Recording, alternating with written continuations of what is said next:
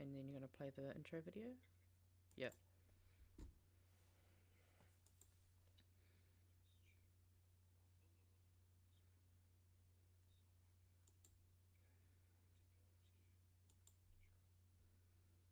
Fuck it up. Oh, I got them in order. Yeah.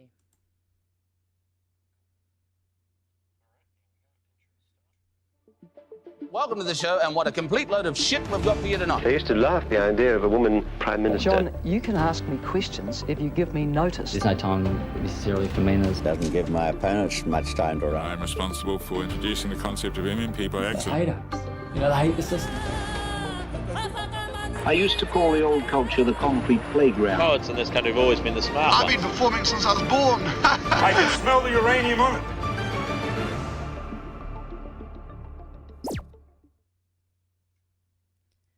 No mai haramai e te whānau ki Aotearoa I tēnei pō. Ko Magenta Kaos tōku ingoa? I forgot my line. Cool, Detective Rogers. Thank you. Kia ora, everyone. Apologies for the mic issues. Again, it's a different issue this time. I fixed the other issues though, but it's going to sound a little choppy to you guys, unfortunately, for the sounds of it. So I'll just try not to talk as much and I'll let May just do most of the I don't know about that one. But I'm doing the technical side tonight. Yes, that is very true. You know what? That is very fair, and I guess this is where I gotta pull my weight. I guess, as you'll be able to see, we've got such a fancy new. Look at this footy. Woo, fancy is. Got little social medias down in the corner, which I am. Man, that looks so professional. I feel like I am not professional enough to look like this, but fuck it, we ball. How has your day been, other than obviously being our tech support? It has been messy trying to set up the shit as well as getting a little bit of a hangover. Oh, nice, that's nice. about it, so. Oh, so you were drunk last night? I was drunk last night. Yeah. Jumped into the pool nice and intoxicated. Hell yeah. About $160 at the casino. Raw. Oh, that's what they all fucking say. Don't end up like some of my family. Like, you don't want to. It's a slippery slope. But hey, I mean, as long as you had a good time. Yeah, I had a good time. Well, yeah. Hopefully, the experience was worth the $160. So. Apparently, you still got a bit of an echo. I'm wondering if that's. Do you still have the two mics enabled? I shouldn't do, but I'll check. Okay, we did rejoin the call. There's always a. Much, apparently, either. I'll turn me up. Wow, because I can really hear you, so that's surprising. Yeah, that's fine. Well, I'll turn it up on the OBS end. No, it's fine. I can turn you down on my end too. Is that better, guys? I'll try changing to this microphone. Maybe this one will be better. We'll see. I got another headset. I can listen to the live stream. Like a DJ, just like on the decks right now, just like. Oh yeah, you got like a full double up going on.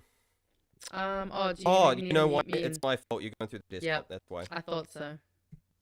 It wasn't my fault this time. It's my fault. It's my fault, guys. I got it figured out. Well, because literally the moment before we went live, I had to restart everything because I'm still trying to fix this choppy audio issue. But now that let me listen to the stream again.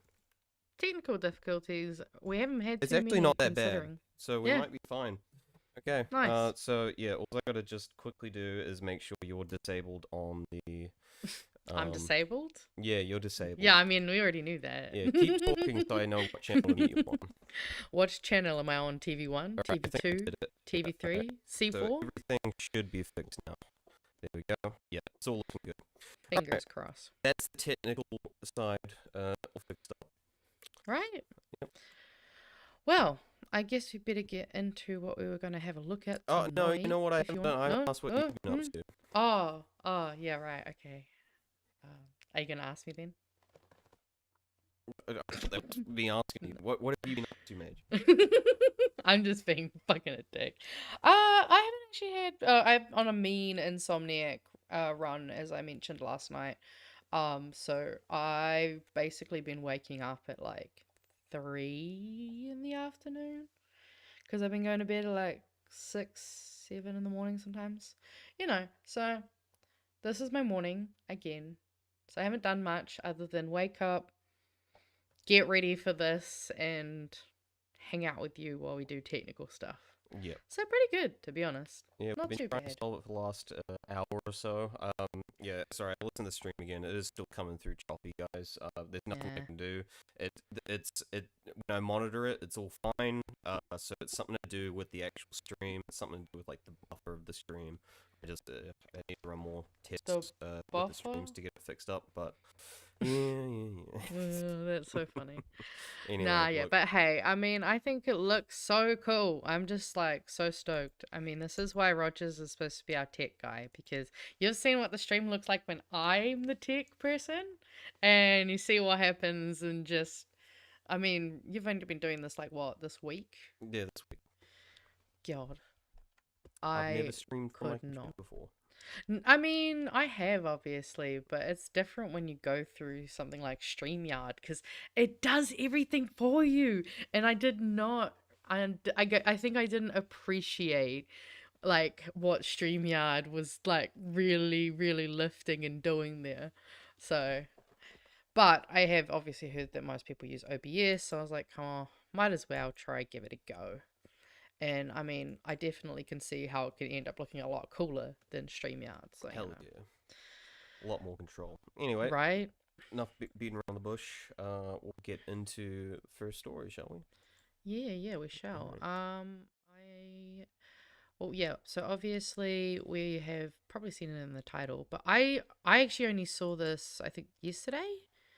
So if you just scroll down there a little bit, you'll see it says that Te Pūkenga finished last year with a $16.6 million surplus and $382 million in the bank.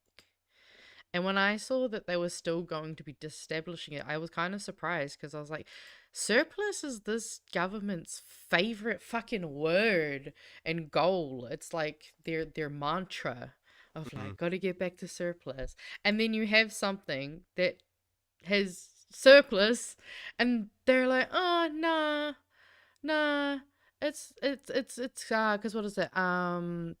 There was that fucking Penny Simmons, yes. Penny Simmons told the Education and Workforce Select Committee that Te Pūkenga's result did not prove it was viable and was possible because it had wound down spending on a centralized head office. However, Gilmore was talking to RNZ and said that the savings actually, like some of them did come from winding down the head office, but a lot of it came from its regional campuses. They made $6.5 million in cost saving at the national office. And overall, they've seen steady reductions across a number of business divisions as we reviewed the demand for some of the less profitable programs. So like it sounds like program cuts are definitely something that they've managed to say. And I have seen there've been a lot of cuts to courses at the ITPs across the country. Yeah, and then they I said don't yes. actually know much about Te Pūkenga. Oh, so okay. So Te Pūkenga was basically their way of trying to bring all of the nation's ITPs, which are in, your polytechs, your trade schools, and they wanted to kind of bring them under one roof, so then that way things could be a bit more consistent between different regions, because while you do obviously have some differences, sometimes if you're learning say IT at an ITP in Tauranga, you're going to get a different kind of experience than say someone down here in Wellington, and sometimes you weren't able to necessarily cross credit when maybe you should have been able to, like there's a lot of those kind of I guess small kind of annoying issues between having them all be so separated, and that was the goal. And actually I was a part of the student consultation process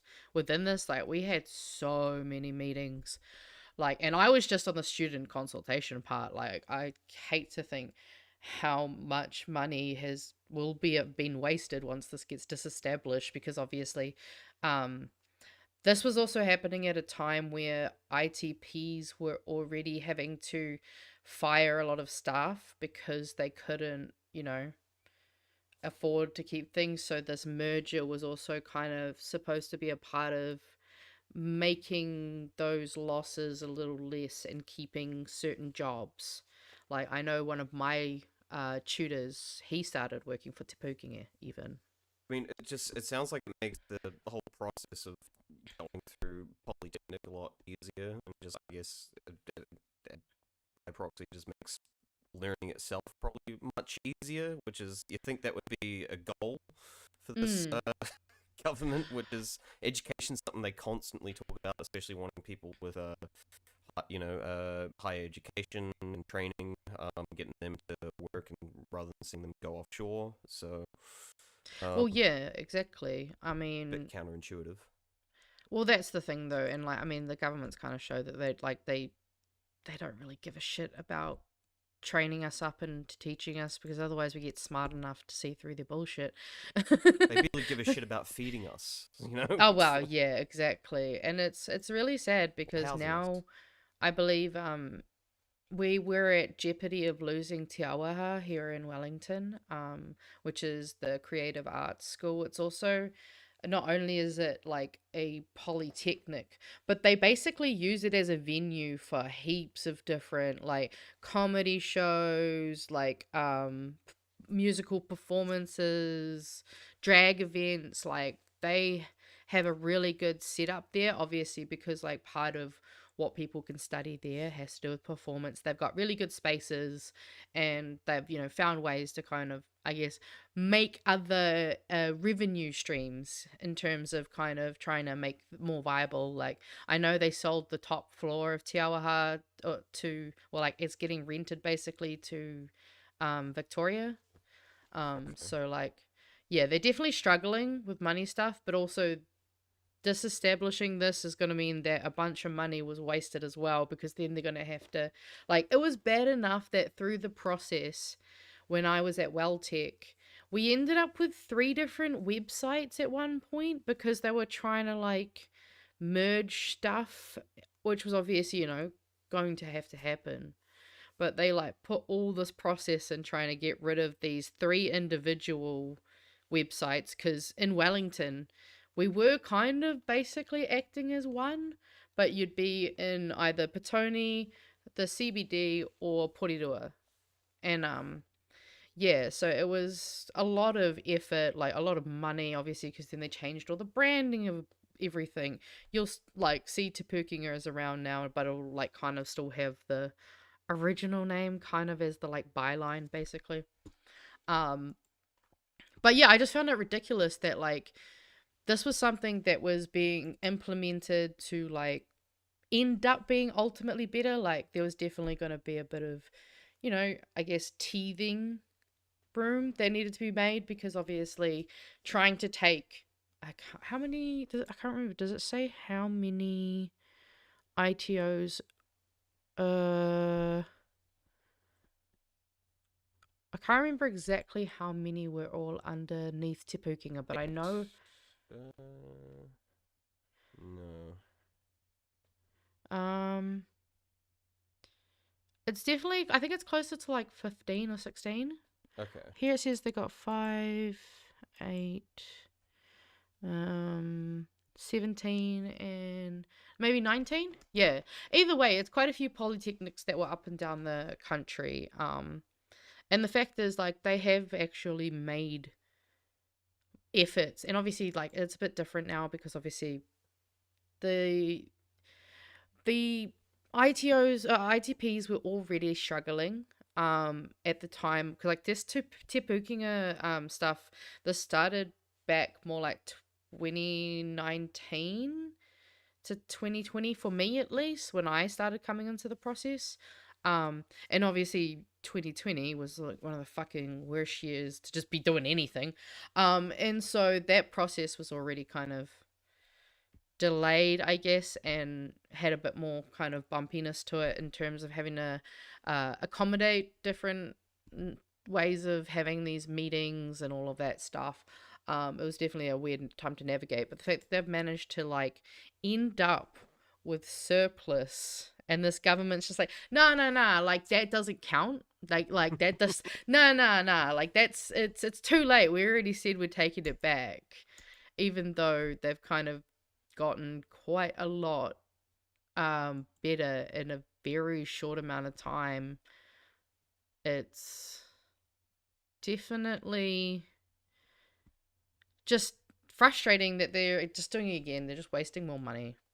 Like, yep, same thing with like IREX and stuff like that. Just X that, no regard to how much actual pre-planning or not just the financial cost, but the time and planning that went into it beforehand to make sure this thing was set up properly. Although I am reading here too, though, that they do at least note, which I mean, I guess is good, but not. It seems like maybe they were planning it from the beginning. They said they asked Te Pūkenga if they had sufficient reserves to recapitalize its polytechnics. Gilmore said there was a decision for the government, and last year's budget had included a contingency for that purpose. The report included a $9.6 million provision for an onerous lease on Welltech and Whitireia's downtown Wellington campus. Oh yeah, that's the one that's Te Auaha. Which, see, they already not even calling it the right name. It showed because you went to one of the campuses, did you? Well, yeah, I was at the Petone campus. Okay. So, because all the IT stuff. So like the campuses do have some kind of more like you couldn't study everything at all the campuses, which is another good way to kind of cut down on those costs as well, so that you're kind of keeping them in one space. I think there was some that you could do at Porirua as well, so there was a bit of travel between Petone and Porirua for some people, but yeah. MLB Kiwi, yeah, sorry, I'm aware of the mic clicking issue, cutting, choppy. That's why I'm not talking that much. It's Magenta can hear me fine. It's something to do with the stream and the recording. I'm not actually sure what it is. We're not going to be able to figure that out at the moment. I can turn my audio up though. Yeah, you should probably just turn your audio up then. Yeah. If that's not. There we go. That's that might be better for most people, but it's not going to fix the choppiness issue, I don't think. I mean, maybe it will. Hopefully, we'll see how it goes. Yeah. Thanks for letting us know, though. Yeah. Cheers, guys. Right. But yeah, I mean, there wasn't really a hell of a lot to go into with this one, but I just thought it was interesting to kind of be like, oh, so a surplus is only something to strive for and achieve if it gets you into government, but it's not good enough to have something actually stay around. And actually, because that's the thing is like people were already kind of like, there was arguments against not doing a centralized process. However, at the end of the day, obviously, when it came to the money side of things, there was quite a lot of, and also not just the money, but the kind of making things just a lot more streamlined and similar across the country, because that's just, I know that's an issue with like even unis and stuff like that, and God, high schools even, I've heard so many people who are like, oh, I started in term 1 and 2 at this high school, and then I changed, but they were doing stuff we'd already done in the beginning of the year, and you have all those fucking things. And it just seems naive to stop it before it had the chance to literally show you that it was viable. You just didn't like it because it was a Labour thing. Because, yeah, I believe it was only a Labour thing. I should have probably checked. Oh, you know way more than I do. Oh, I mean, when it comes to the actual establishment date, like... Oh, okay, no, 1st of April 2020. No, I was there from the beginning. Never mind. Jokes. Lol. I guess I just kind of... It was happening for so long I didn't realise. Also, we'll probably keep the stream kind of short tonight, guys. We don't have that much to cover, and like I said, people can only be a choppy audio for so long, so we'll see.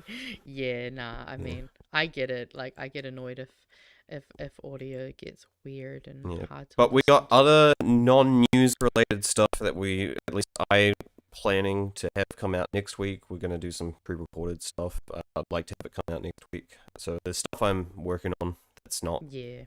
like this. So Yeah, actually, there was a suggestion in the Discord, actually. oh yeah, lots of suggestions, guys. We really appreciate it. So I'm gonna probably start working on at least one of them. I'm looking into some of that decolonization stuff, so it'll be interesting. I'm looking forward to it. Yeah, I'll also so- have to. I've shared the forms in Discord. In case anyone wants to know, I've pinned them to our feedback and suggestion channel.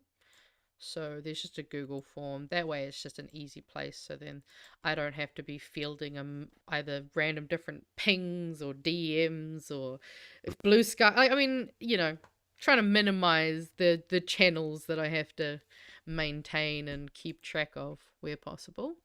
But yeah, we might as well go into the next one then. I was thinking that too, and it's Which bloody started.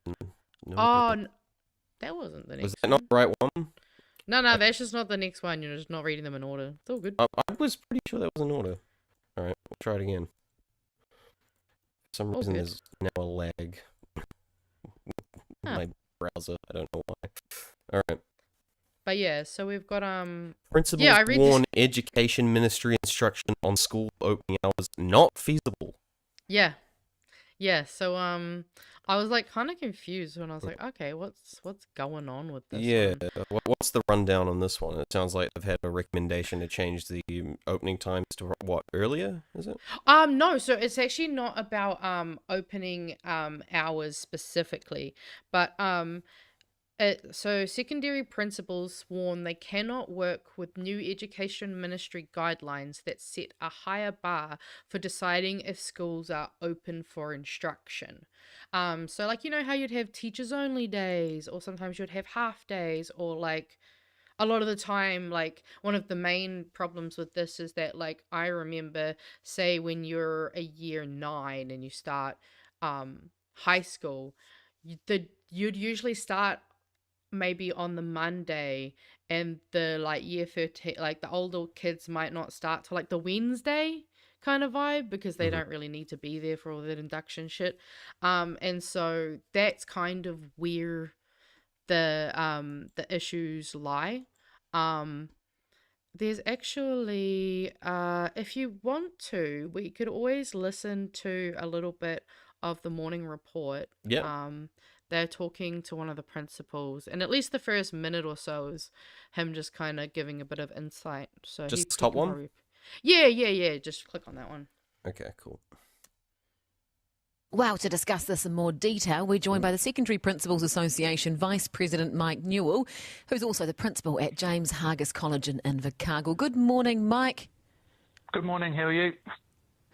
Yeah, good, thanks. Look, so can you please explain for me here a bit more about this actual impact on teachers, on principals? What's going to be sort of the outcome of this if it goes I ahead? can't hear that, can you?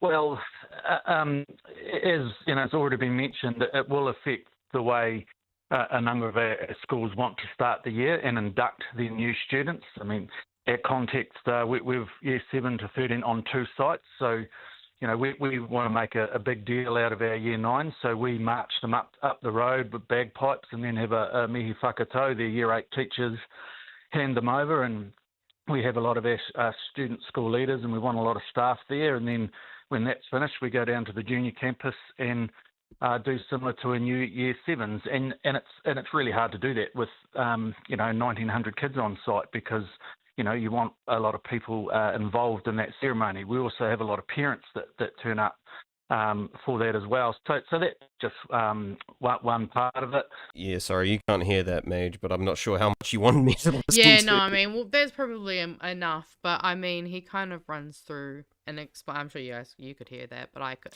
Yeah, I could hear it, and I was a bit distracted, making sure the levels were fine for the stream, but it all sounds good to me. But yeah. But yeah, I mean, because so primary schools must be open for at least 382 half days, and secondaries for at least 376 half days. No school can be open for more than 402 half days, which I didn't actually know that one. I didn't realize there was like a maximum. Yeah, I mean, makes sense, but it's interesting to see that thing. But the main thing is going to be that secondary school that's going to be impacted the most. They've sought legal opinion on it, which also concurred that it wouldn't be possible for secondary students to comply with these new guidelines. There's not enough days in the year to be open for instruction using these new guidelines, and it really would just create a very confused situation for schools. Not enough days in the year. Literally. The ministry's guidelines do not comply with the open for instruction requirements as part of the Education Act. It is an interpretation which is just not feasible for schools to implement. It would have a seismic impact on both how this school, Burnside High School, operates and how this is the principal from Burnside High School. He says, I think probably just about every other secondary school in New Zealand will operate because it represents a very different position and interpretation that has been the custom and practice for as long as I've been in education, which is now 25 years. Under the new rules. Since when are these guys cared about experience and knowledge of people in certain industries? Oh yeah, right. 25 years, that's I mean, that's not enough. Have you taken an economics course though? Right. Oh, they could just listen to the Craig Rennie podcast at that point. But yeah, under the new rules, that would have to stop or count as days outside the normal school year. But that would mean using some of the 10 days a year that teachers could be called back to school when they were not open for instruction. We're already leaning on those days with events such as parent interviews in the evenings, open evenings. There's already a significant call on that resource. If the sense is that we need to rely more heavily on that, then we're going to need more days in the collective agreement, which obviously we don't want them to be having to... No. Majorly boost it up, but I thought I can definitely see how that's going to make it difficult. Like, how do year 12s and 13s go on their study leave period? Oh yeah.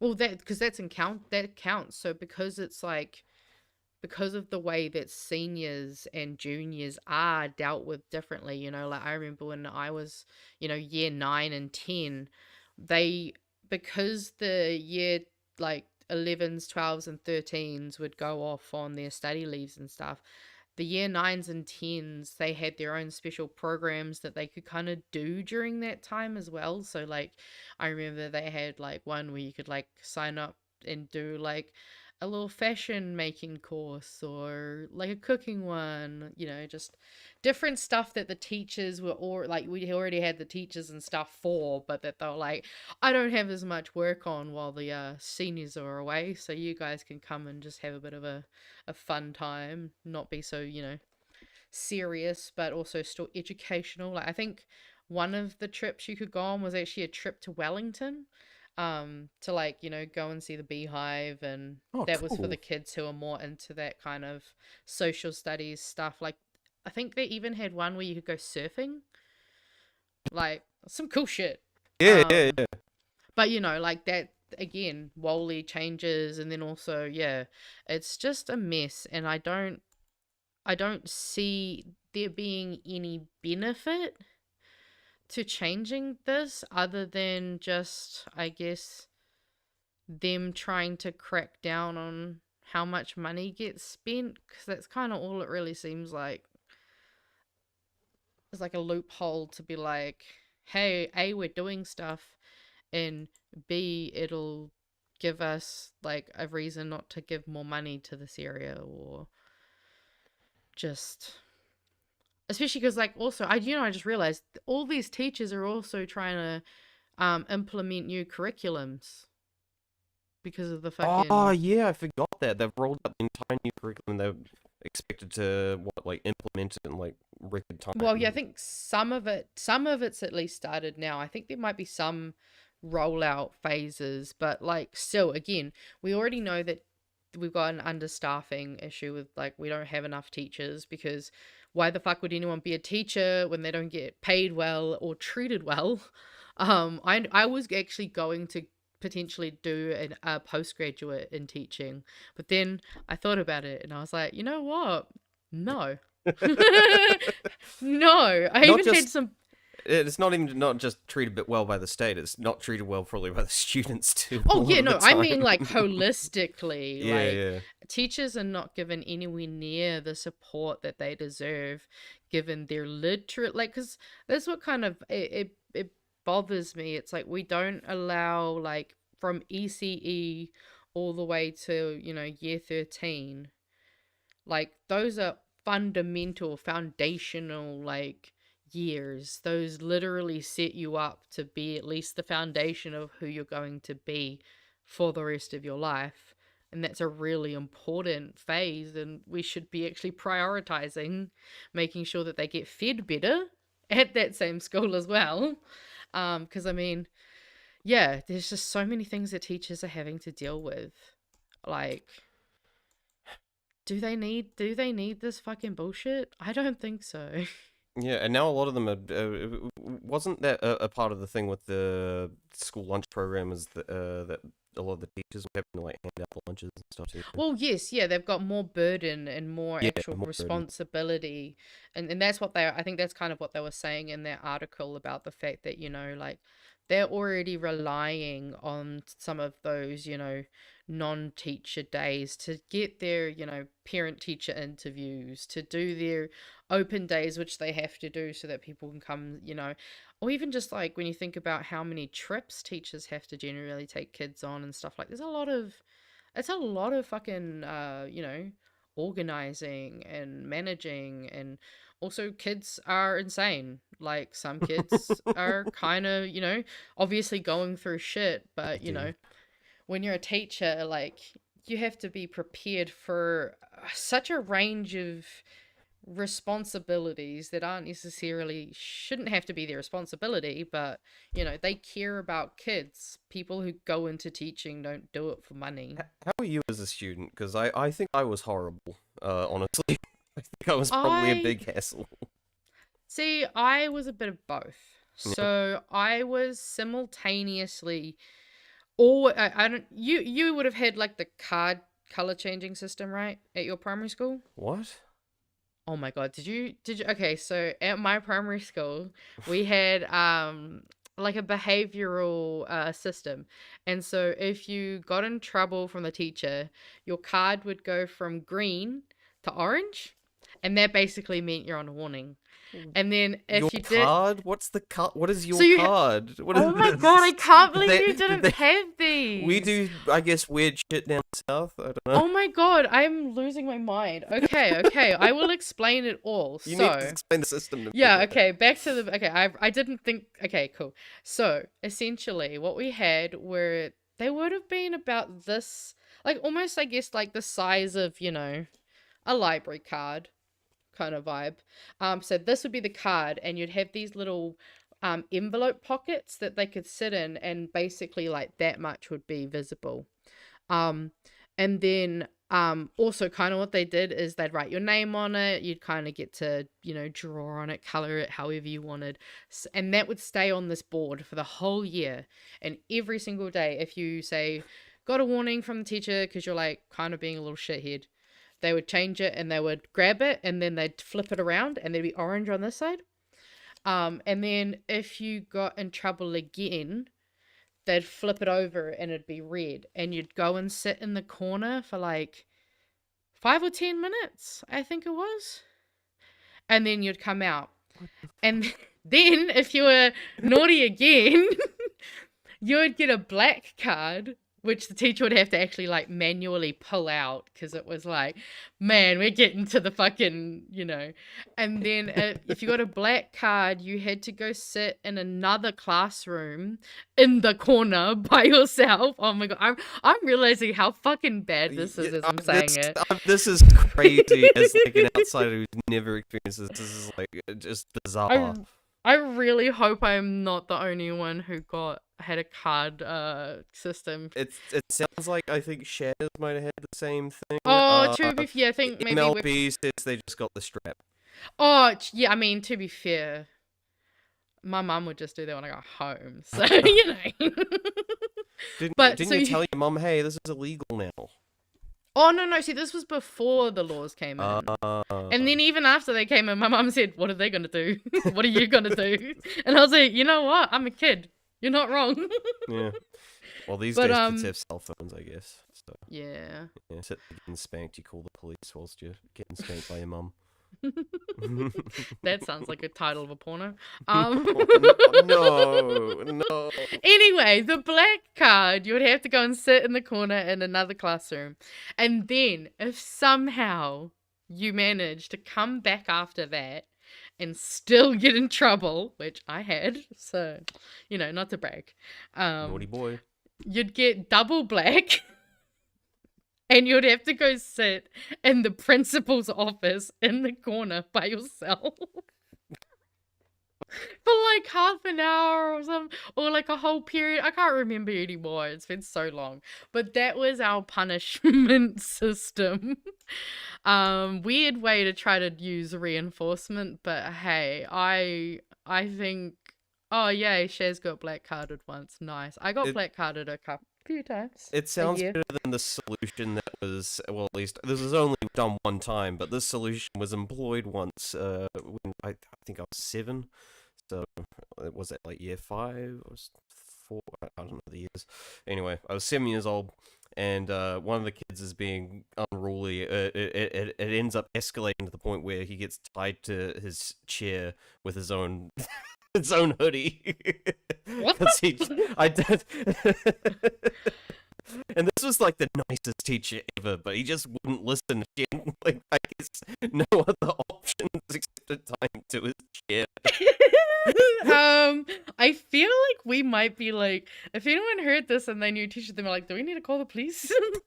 To be fair, I have some pretty cooked teacher stories, although the most cooked one was when we had what do you call it? Reliever teacher. We had this one relief teacher who had a mean fucking angry bone, man.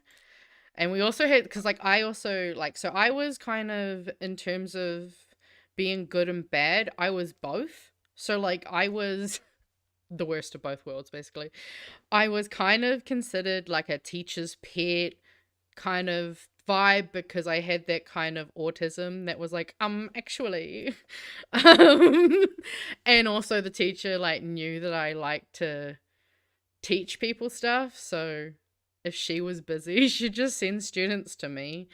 But then I'd also talk a lot and I'd get distracted and I'd like get excited about stuff. So I'd get in trouble a lot because I was really loud, which was the other thing, is that like I was often just more vocally like audible than other kids. So like even if other kids were being naughtier, the teachers just heard me easier. But yeah, it was definitely a weird dichotomy of both being a good student who likes teachers more than their peers, but also will distract anyone who sits next to me. Like I was the kind of kid that like if I was in that mode, the teachers would often have to put me on my own table because they're just like, it doesn't matter where we move you, because like, you know, they'd move me away from my friend, but it doesn't matter. I can still keep talking about my current hyperfixation. I was just the kind of kid that liked attention, so that's what I got. Aw, yeah. Just kind of acting out so that, yeah. Yeah, exactly. That was my shtick. You brought up like substitute teachers and stuff, but they always got it the worst because they're the ones that all the, you know, the kid they know they can get away with more than they would usually. So well, and kids love to push the relief teacher. Oh, yeah. It's not even just that. They're like, I feel like it's almost a challenge when you're a kid of like how can we get to them? Yeah, well, so this wasn't my class, but in intermediate, so I think it was, yeah, second year intermediate, so we would have been like 13 or something like that. It wasn't our class, but it was the next class over to us, the homeroom. They were doing the thing where they have like the teachers in training, right? And that teacher was, I think, finally doing their assessment. And they had whoever comes watch them teach the class what they're doing their, I guess, practical assessment, seeing how they handle a classroom, and they were just being apparently so unruly and just would not listen to her, like intentionally, like trying to bomb her assessment, that she went out of the room crying. Oh. Yeah. I mean, I have definitely been a part of a class that got a teacher to quit. Yeah. Because we bullied her so much. Kids are well, no, funnily enough though, when I look back on it, especially now that I'm an adult, a proper adult, like not early 20s, a proper adult, I'm kind of like, oh, I see what happened. What happened is that we as a classroom had actually bonded quite strongly to the teacher that we had, and the news of her leaving kind of came out of the blue for us because it was due to pregnancy. And so obviously it was just us lashing out. We were just kind of sad because we didn't want her to leave. And I think we kind of just, took that out on the new teacher because we're like, you're not her. I don't want you. You're not her, like kind of vibes. So, and I mean, yes, we were horrible and mean, but it's because we didn't understand that we needed to process emotions and regulate them, because regulating your emotions is something that's only really, like, I guess, new in terms of well, yeah, when it comes to youth, they don't know how to process a lot of that stuff, all of that first time sort of feelings, Oh god, yeah, especially when you're like going through preteen teenage hormone kind of areas, especially intermediate. Like, I feel like intermediate was always, you had like a few dudes and chicks who were like fucking super tall, hit puberty really early. That was me. You were early. I was nice and tall, so well, nice and tall and deep voice. I had respect. Technically, by the time I got to intermediate, I was already as tall as I was gonna be. So fuck you. Yeah, so not very tall. I had the joy of towering over others and watching them going through growth spurts, and then suddenly, towering over me after a couple of years. Oh yeah. So tables get tabled, don't they? All that teasing how short people are compared to you comes back to bite you eventually. Oh fuck yeah. I mean, to be fair, I was just glad that I ended up being taller than my grandmas, because my grandmas were very short. So I was like, hey, as long as I'm taller than them, that's we're all fine. you had your fingers crossed for. Like, I hope I'm taller than grandma. No, literally, like, I'm not even being facetious. Like, I was genuinely like, I don't care how tall I am now, as long as I can be taller than those two, because like they're both under 5 foot. Like, when I say I could not handle that, I could not handle that. Also, you might as well take your screen off for a minute. No, Just been sitting here talking. I mean, hey, it's interesting though, because I mean, it's always interesting to me to see how different schools kind of handle things. Also, apparently KiwiBoob got punished for making a comic instead of writing an essay in English. Honestly, that sounds like an English teacher though. Vibes. They hate when you circumvent what they actually wanted you to do. I mean, that was my shit, like doodling and stuff. I love doing that. I used to get in trouble for playing cards in math class, because I just didn't want to do math. I was like, I much prefer to play cards. Yeah, math, yeah. I mean, yeah. Fuck it, who did want to do maths? Oh no, we made Shaz sad. Sorry, Shaz. Right? Too much childhood trauma. Do we have anything uplifting? I'm not sure if we do. Actually, we do. I do have something uplifting. Okay, good. But I thought we should probably nah, fuck it. We'll do it now. Okay. Because I can share it. Why not? It's not like it's got any audio. Oh, you're gonna share? Yeah, I might as well just. I will. change.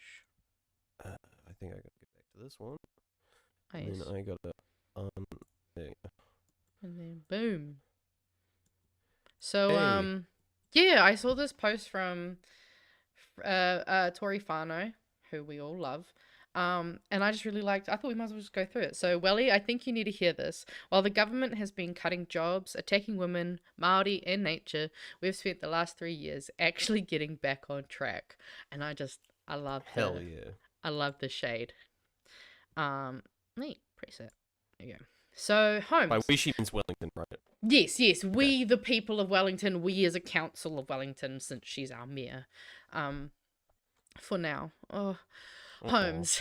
We've enabled thousands of new homes by changing the heritage rules, so like heritage buildings, changing the rules around those.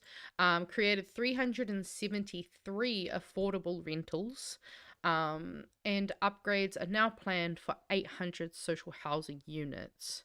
And they do, so in town here in the CBD, they've created, I think, at least 2 or 3 different kind of apartment buildings that they've got. They say affordable, and I do want to put a little asterisk on affordable.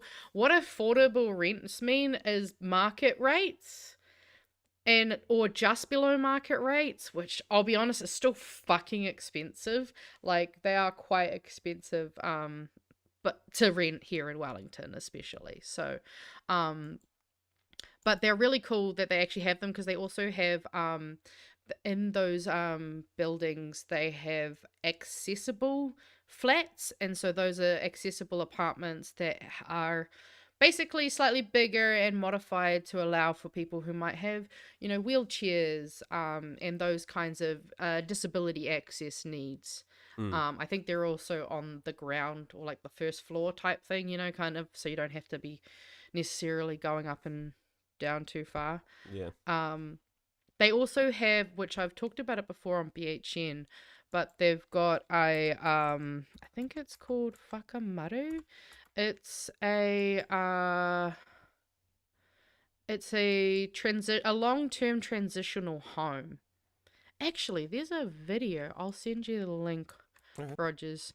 And maybe we can actually have a look at. I mean, you can share video. Oh, I can share video? Yeah, you can share video. I couldn't remember if we fixed the audio thing for that or not. I guess we'll find out if it's coming through. True. Yeah, we'll give it a bloody go. Why not? Let me just... Where am I? Here. So this is Whakamaru. It's located at 4 Oxford Terrace here in Wellington. Let's see what the bro has to say. Welcome to Whakamaru. This beautiful building behind me here has taken 6 years of designing and thinking and dreaming and building. But Whakamaru is now opened, and we're here to welcome the community on the basis of there's no us and them. So in the 120th year of the Wellington City Mission, we're doing community differently here at Whakamaru. Please come and join us and enjoy this wonderful space as we build a community where there's no us and them. This is the reception desk here at Whakamaru. It faces the front door, and everybody who comes into the building will be greeted at reception. The idea is that this is a place of welcome, and everybody is welcome in this space.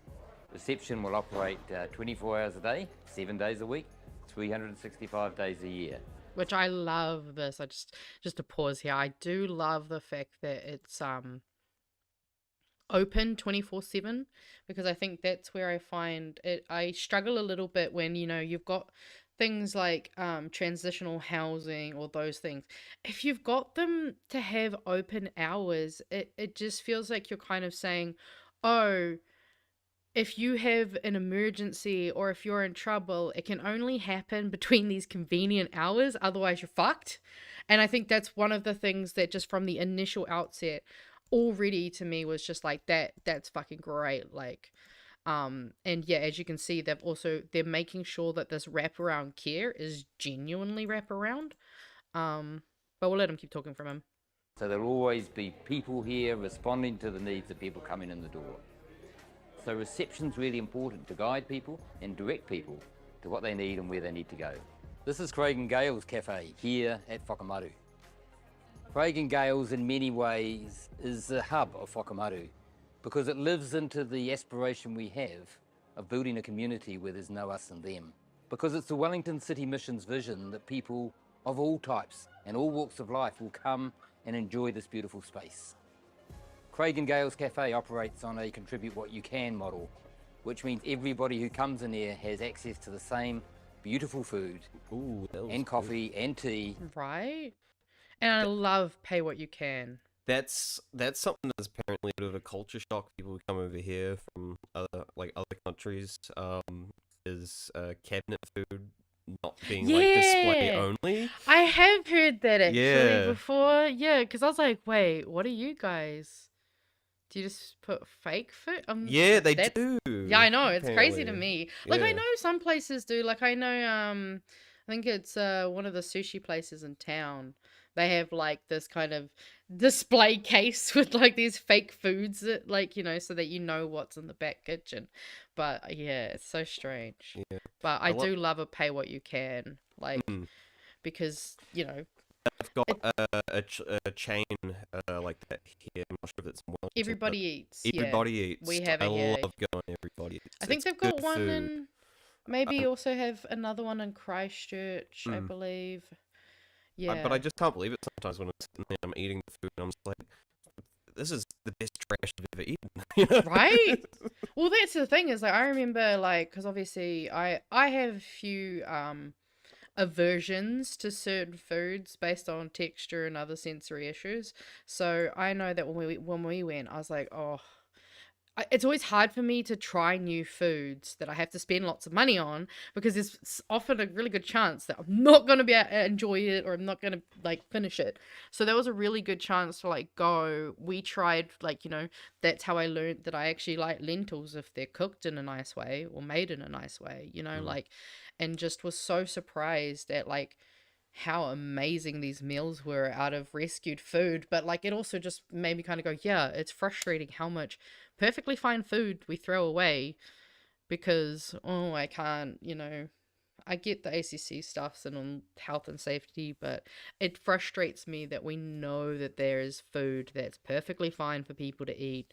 We just have made these weird systems that prohibits us from distributing it to them.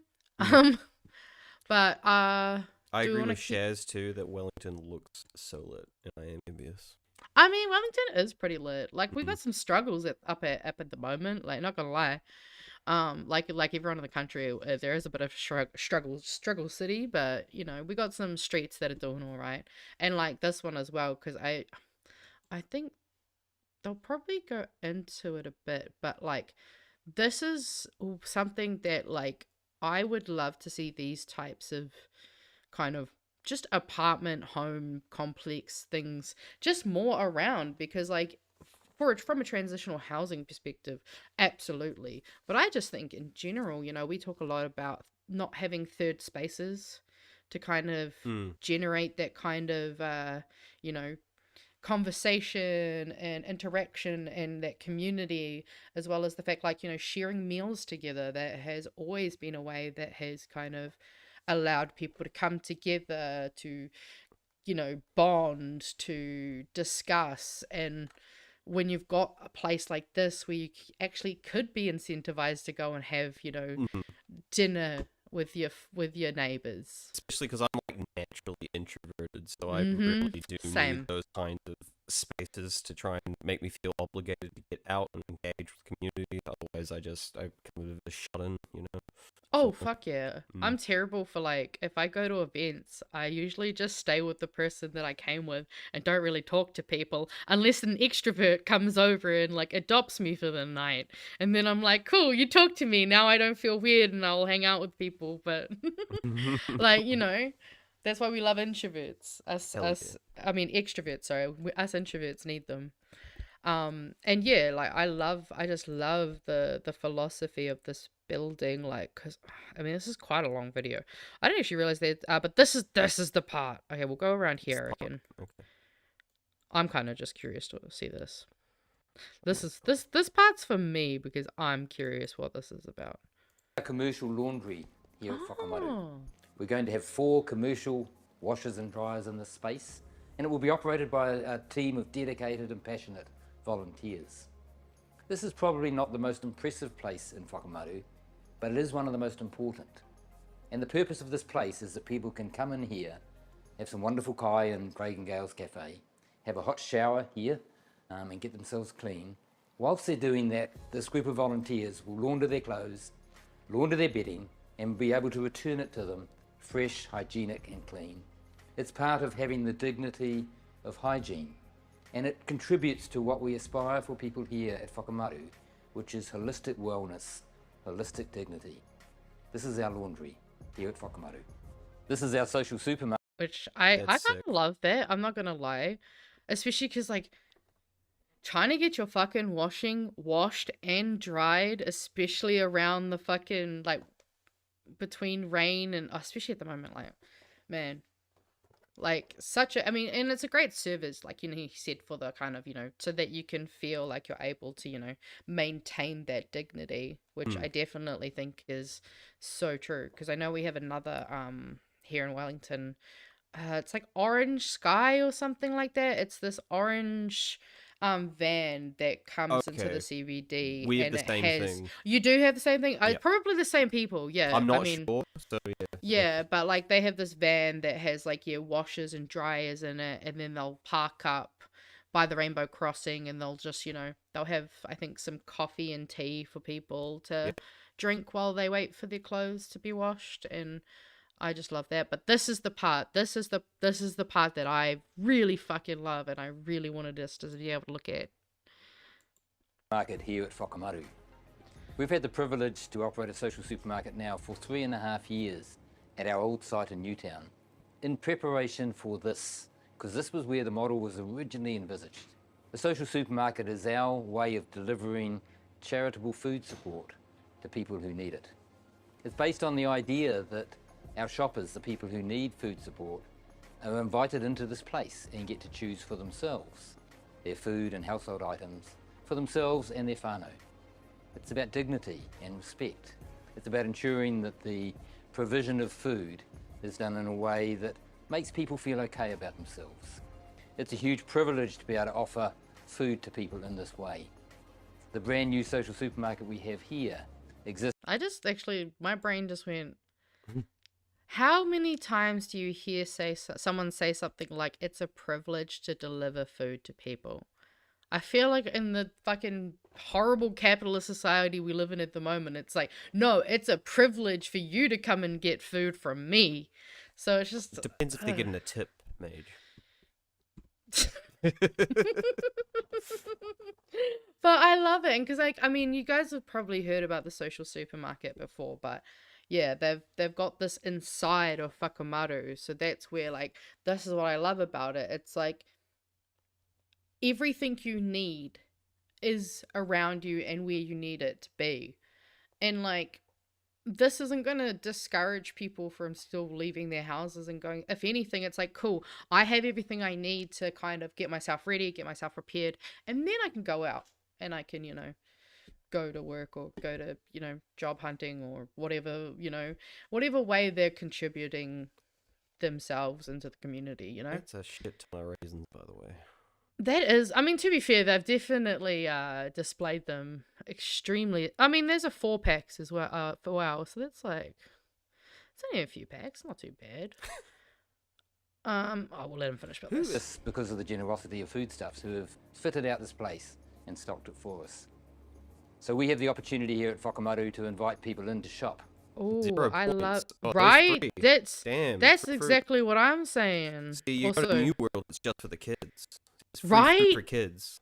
I fucking, the amount of times I've gone into the supermarket and I'm hungry because I fucking haven't eaten yet, Yeah. and I'm like, I see that fruit and I'm like, I'm someone's kid, technically. More technicality. Right? I mean, yeah, and also that's the worst mistake, going to the supermarket when you're hungry. You never do that. I do it constantly. But don't I was do it. gonna say, interoception, not good. Yeah. Do as I say, not as I do. Yeah. Also, I love that this comment here that Jeff points out. It's that laundry service, a homeless person could then go get a job interview if there was actually a job vacancy. Which, I mean, that's unfortunately, like, another thing is that we don't have jobs at the moment, especially in Wellington. I mean, I don't know if you've seen the article. I saw an article. Oh, actually, I might have it on hand, but I was reading an article about In fact, how... I might just let you screen share for the rest, because the fact that you can hear the audio too is probably better, and I listened on the stream, sweet. it seems all fine, so you may as well just keep sharing. Yeah, no, that's cool. But yeah, I remember seeing an article about how this young girl has been trying to find work for, I think, over a year now or something crazy like that. And like there's like 1,000 job applications for like a grocery store. Ooh. Yeah, which is just insanity.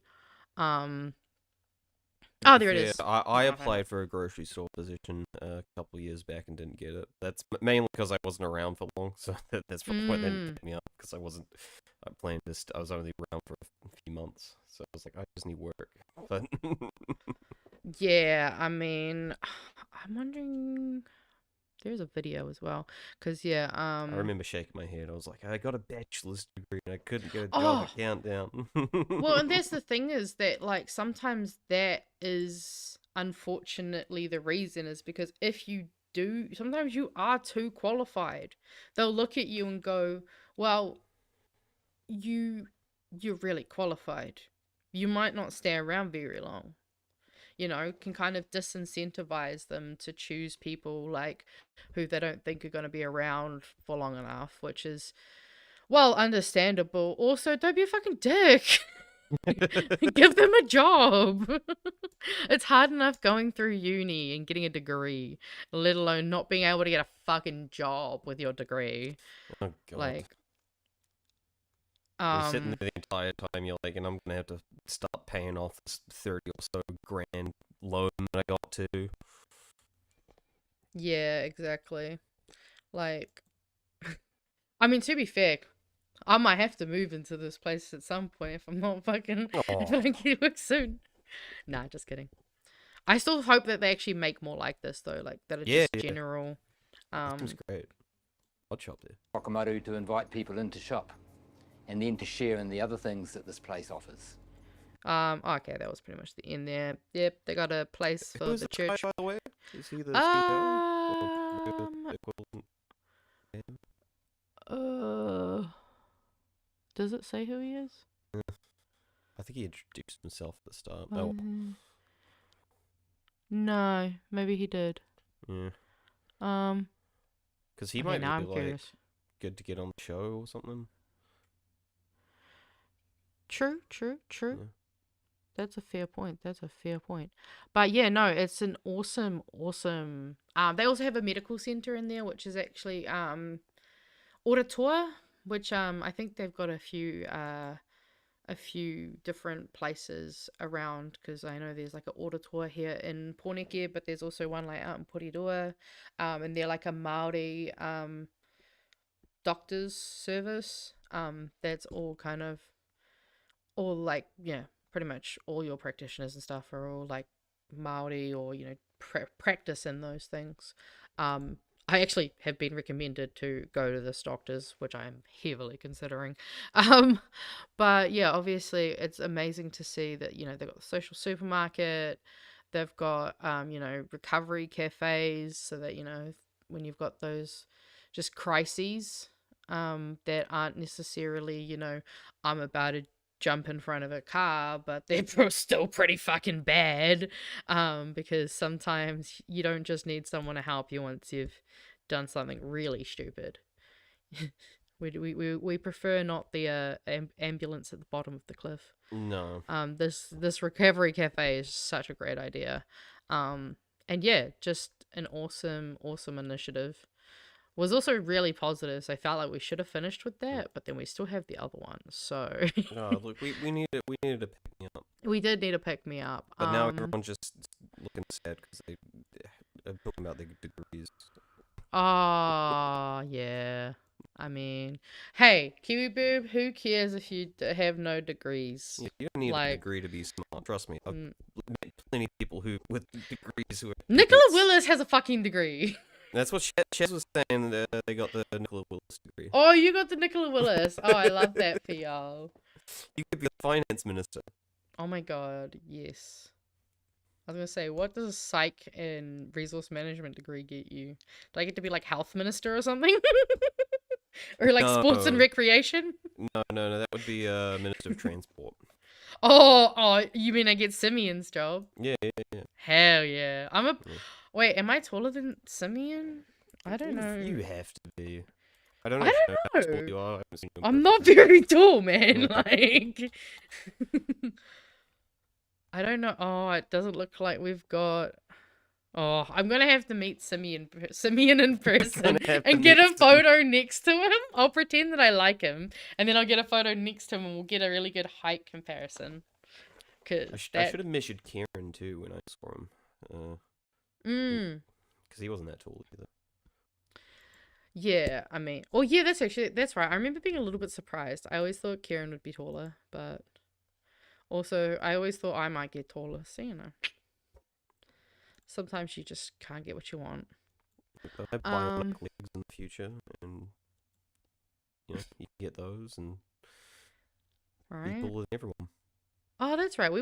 I realized we interrupted that. We did a side tangent in between a story, didn't we? Fuck, we're good. So, well, yeah, okay, climate. We've built 27 kilometers of new cycleways and doubled bus priority lanes and planted 223,000 trees. I mean, yes. Yeah, I mean, the cycleways are so good. I've actually taken an e-scooter on the cycleways. It is so dope, honestly. Being able to just freely ride on the road and not have to be worrying about whether I'm having to go from the road to the pedestrians to the road. It's just chef's kiss, a beautiful experience. And then what do we have next? Water, which our water has been so critically underfunded. They've put a record $1.8 billion into water and fixed 9,000 leaks. And I mean, I'm sure people will be like, oh, there's still so many leaks. Yeah, it's been neglected for like at least the last 30, 40 years when it comes to how much money this should was be put into like a this. one-term fix. No. If anything, they're really doing their best to try and fix this gaping hole.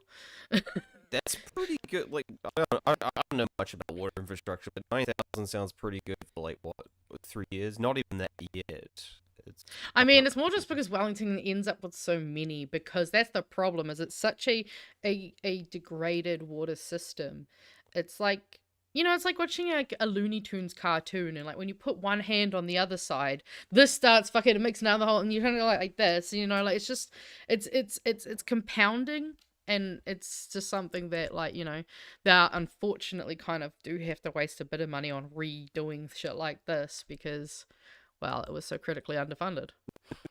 I completely misread Kiwi Verb's comment from I want David Seymour to sign my fan art, but I read I want David Seymour to sign my fart. And I actually read the same thing. Yeah, we and both did the same yeah, no, thing. I looked at it and I went, fart. Man, we double degreed up, and we're laughing about farts. I right know. now. Well, it's the most basic form of comedy. It really is. Poop jokes, fart jokes, fart jokes. Yeah. Shit just fire. Now I do want to go find David Seymour, just turn around and go, sign my fart. Just fart in his face. Sounds like something Cartman would say, honestly. Hell yeah. And then finally the boosted funding for city safety by $5 million, and providing funding to a range of social services, which, yeah, I mean, I've definitely seen those around. And obviously not only that, but more to come. Central Library, I can't wait for the fucking Central Library to be open again. Hell yeah. Oh, it's such a good library. Civic Square opening, climate-friendly waste plant opening. Hell yeah. Right. Town Hall opening 2027, and 2028 will be Courtney Place regeneration is complete. assuming Andrew Little doesn't try to I fuck was gonna with it. ask, do you think Andrew will fuck with any of that shit? Do you think? If he does, I swear to fucking God. I mean, that's the thing is, I'll be honest, I don't know. I don't feel like I know enough about Andrew Little as a specific individual human. Nor do I. I just think that I was definitely not impressed by what he said about, this council shouldn't be able to be basically being a council and doing their job. Yeah. Like, that was a definite red flag for me. Like telling them to halt any of Yeah. the stuff that they currently got in the works, because he's going to be coming soon. And it's sort of like, Well, yeah, which, I mean, first of all, the fucking hubris of it, like, just assuming that you're going to be the mayor. Like, don't get me wrong, he probably fucking will be. And I hate that, because the other options are trash and shit and absolute bucket of feces. Just heads up, the bucket of feces is Graham Bloxham. If you know, you know. And so, yeah, like, it's... I don't like the arrogance. I don't like the fact that he is essentially saying one of the greatest, like, forward-thinking councils that we've probably ever had here. I mean, don't get me wrong, I don't know enough about all the mayors of Wellington, but we have such a great, like, amazing long-term future plan that is actually being, considered not just for what the impacts are now, but more about the fact that it's going to be better in the future. Like, Tory has consistently said, we're doing long-term. So yeah, there's gonna be uncomfortable, difficult kind of transitions to go through, but they're necessary, and they're going to make things so much better once Gary you kind of let them. hopes for Andrew as well, by the sounds of it. So. Well, okay. If Gary says we got no hope in Andrew Little, then I'm fucking with Gary, because he knows what's up. I'm with Gary too. Yeah, nah. Gary would know. I mean, I do agree. Like, he doesn't strike me as progressive, because is he technically? He's not in Labour anymore, right? But is he endorsed by Labour? Andrew? No, he'll be endorsed definitely. Okay. Yeah. I don't believe he's that's another a tick Labour against MP Chippy. anymore. No, I think he might be actually. I'm not, again, I'm not a Labour member. Oh, although I am now a Green member. I signed up to the Greens this week. So, and actually, I know we were talking about it in the Discord last night. Ems was saying if we can get everyone who consistently washes BHN to sign up to the Greens, it'd be a pretty decent amount of money to help them out with. So I definitely want to start pushing that kind of stuff. I am definitely, like, worried that Andrew Little does seem to be a bit more the kind of centre right kind of part of Labour. The Labour mayoral nomination. Which, yeah, I don't know. For me, that's kind of an L again from Chippy, I think. I mean, of course he had to, but I don't know. I don't like the way some of the messaging coming out of Andrew was also definitely very much more conservative and thing. And I mean, yeah, Gary just says he'll be a competent mayor, but will he be a progressive mayor? And that's exactly what I think I'm kind of in the camp of. Like, I know that he's got the credentials, and I know he can, do that job, but I also know that, like, yeah, I don't see him. I also did see, apparently there was some meeting, a gathering with candidates, and apparently when asked if he would put the needs of Wellington before party, party lines, kind of what the party prioritizes, he said no. Which... Oh, okay. Yeah. So I got a thing here, Wellington Scoop, I'll just share it. Him outlining his priorities, saying priorities are fixing the pipes and investing in parks, swimming pools, and libraries. So I assume, well, the library would be finished this year anyway, wouldn't it? So I guess I mean, there are also a lot of libraries around, so I'm sure there's probably some that need funding and fixing and the likes. Prioritizing housing development, cheaper public transport, sharing out small businesses and revitalizing Wellington's economy, taking action on climate, honoring the treaty, ensuring there's a firm grip on the council and its finances. Okay. Yeah, I think point 3 and point 5 to me feel like potentially a little, because I think A that little point bit potentially dubious. Yeah, well, I think that whole economy thing, like, I know there has been a bit of, I guess, where a lot of the divide and some of the Wellington Council stuff is kind of set. It's kind of been more basically business owners and stuff versus more the people who would like to have, you know, the actual community side. And so I think there's definitely been, like, there's been this whole stop the Golden Mile project, you know, like a lot of the business owners have been like, this is killing my business. They blame the bike lanes on their business. Oh, yeah, yeah. And, like, they blame not having as many car parks on the street. Mm-hmm. But, like, we have a million fucking car parking buildings. People just need to learn to walk. Like, get a walking stick if you can't walk properly. That's what I do. But yeah, like, I definitely think that he could be competent. I'm not really, I don't know. I just am not looking forward to him. I think those kind of more conservative focuses give me reason to kind of be skeptical. And like I said, he'll probably end up being the mayor, but I do think that I would much have preferred to keep Tory, although she will be back at least. Yeah. So, and she didn't talk about that too much when she was on the show, but it possibly was sort of the fact that she was like, you know, it might be a bit of a shoe for me anyway, so. Oh, you know, she talked about it on Bluesky and something else you? that I was looking at. I can't remember where I saw it. But yeah, no, she was saying how on Bluesky that she will be likely putting her hat back into the race in the next local body election, which I think is 2028. Yeah. And does that mean Andrews just announced a one-term run, or? Well, no, I don't think it's necessarily that he's done a one-term run. She's more doing like she'll step back from being mayor, but she'll still be running for Māori ward. It's actually a smarter way to run, because then because Andrew's not going to get that chance to say, hey, you screwed up all of this during your term. In fact, the shoe's going to be on the other foot when it's her running for re-election again. It's going to be 3 years of Andrews, so she'll be able to at least, you know, be strategic there and saying, hey, you haven't achieved this, this, and this.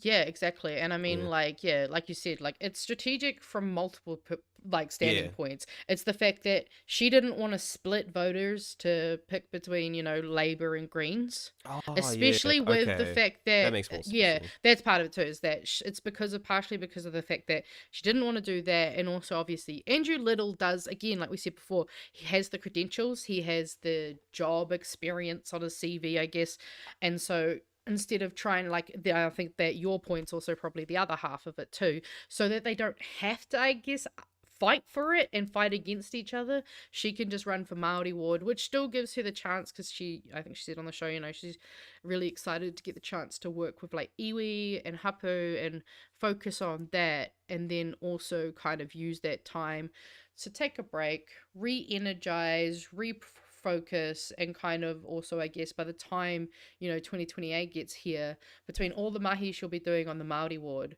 and that it'll definitely be a good positioning to kind of be like, okay, now I could run against Andrew Little, you know, especially because depending on how his term goes, like, it could be, yeah, it could definitely be strategically a lot better for her. I think quite politically savvy. Good on her. Oh yeah, no, and I love Tori. She is definitely one of, I think, the best mayors, just straight up, that I've ever had. Because I mean, when I lived at Rotorua, we had Stevie Chadwick, who, like, she could be good, she could be bad, like most of them, but kind of middle. But yeah, it's definitely going to be interesting to, I guess, see how the election goes. Like, well, because I mean, we're about what, a week and a bit out from the local body election nominations opening up. It's Yeah, because it's the 7th of July. Yeah, and okay, cool. We can do a I run know through that. when I was Couple of looking at the Greens, I was reading something in my email from them. Actually, I'll have to find it. Are you sharing screen? No. I gotta go to my email. Y'all ain't seeing shit. That email. Right? Yeah, no, my actual personal email. Because since I did sign up, we had a newsletter, and there was just a little bit of a corridor that I thought was interesting. Yeah, local body elections. Oh, opening from 4th of July, sorry, not the 7th. So yeah, just under a week from now. And according to the Greens, they already have over 45 candidates who have been selected across the country, and local teams are ramping up their campaign. So I thought the fact they've already got 45 candidates, very, very, very excited for that. I wonder how that act push for their not official party candidates, if it's going to roll over into this this local body election run. I'm not sure, because they only announced it like a few months back, I recall. Was that last year? Oh god, it's all too no, it was. Now. I know. Like, it has been. Well, because like I realized me and M started on BHN in November last year, so it's been like 8 months that we've just been in the weeds of all of this stuff. It also looks like there is quite a few councils that are taking their Māori wards to referendum, unfortunately. So it looks like the Greens are kind of looking to get resources out there for people to kind of campaign to keep Māori wards. They've even got like template scripts for things, a bunch of other things. So that'll be good to kind of. I'm going to definitely have a look at some of these and maybe share them at some point. But definitely be very interested to see how it all goes, because especially for,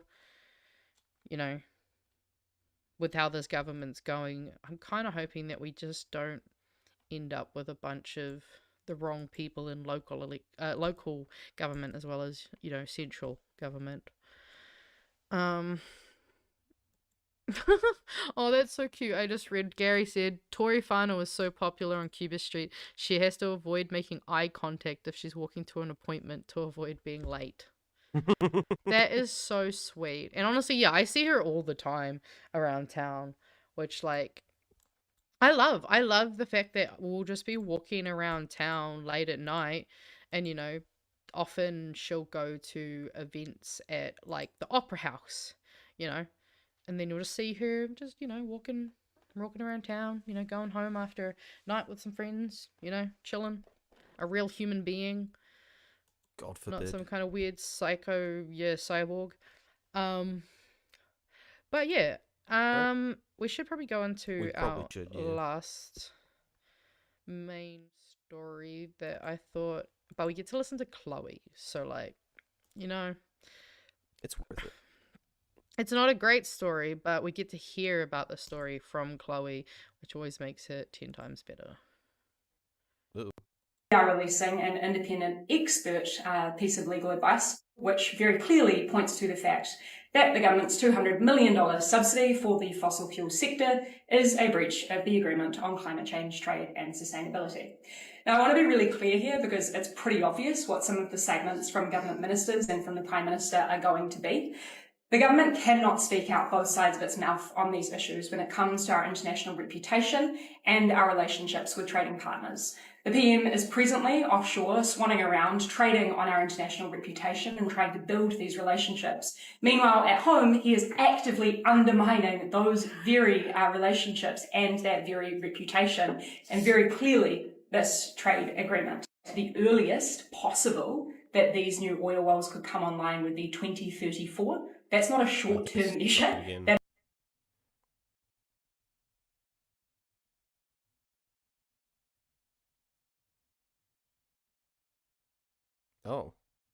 We've lost your audio, mate.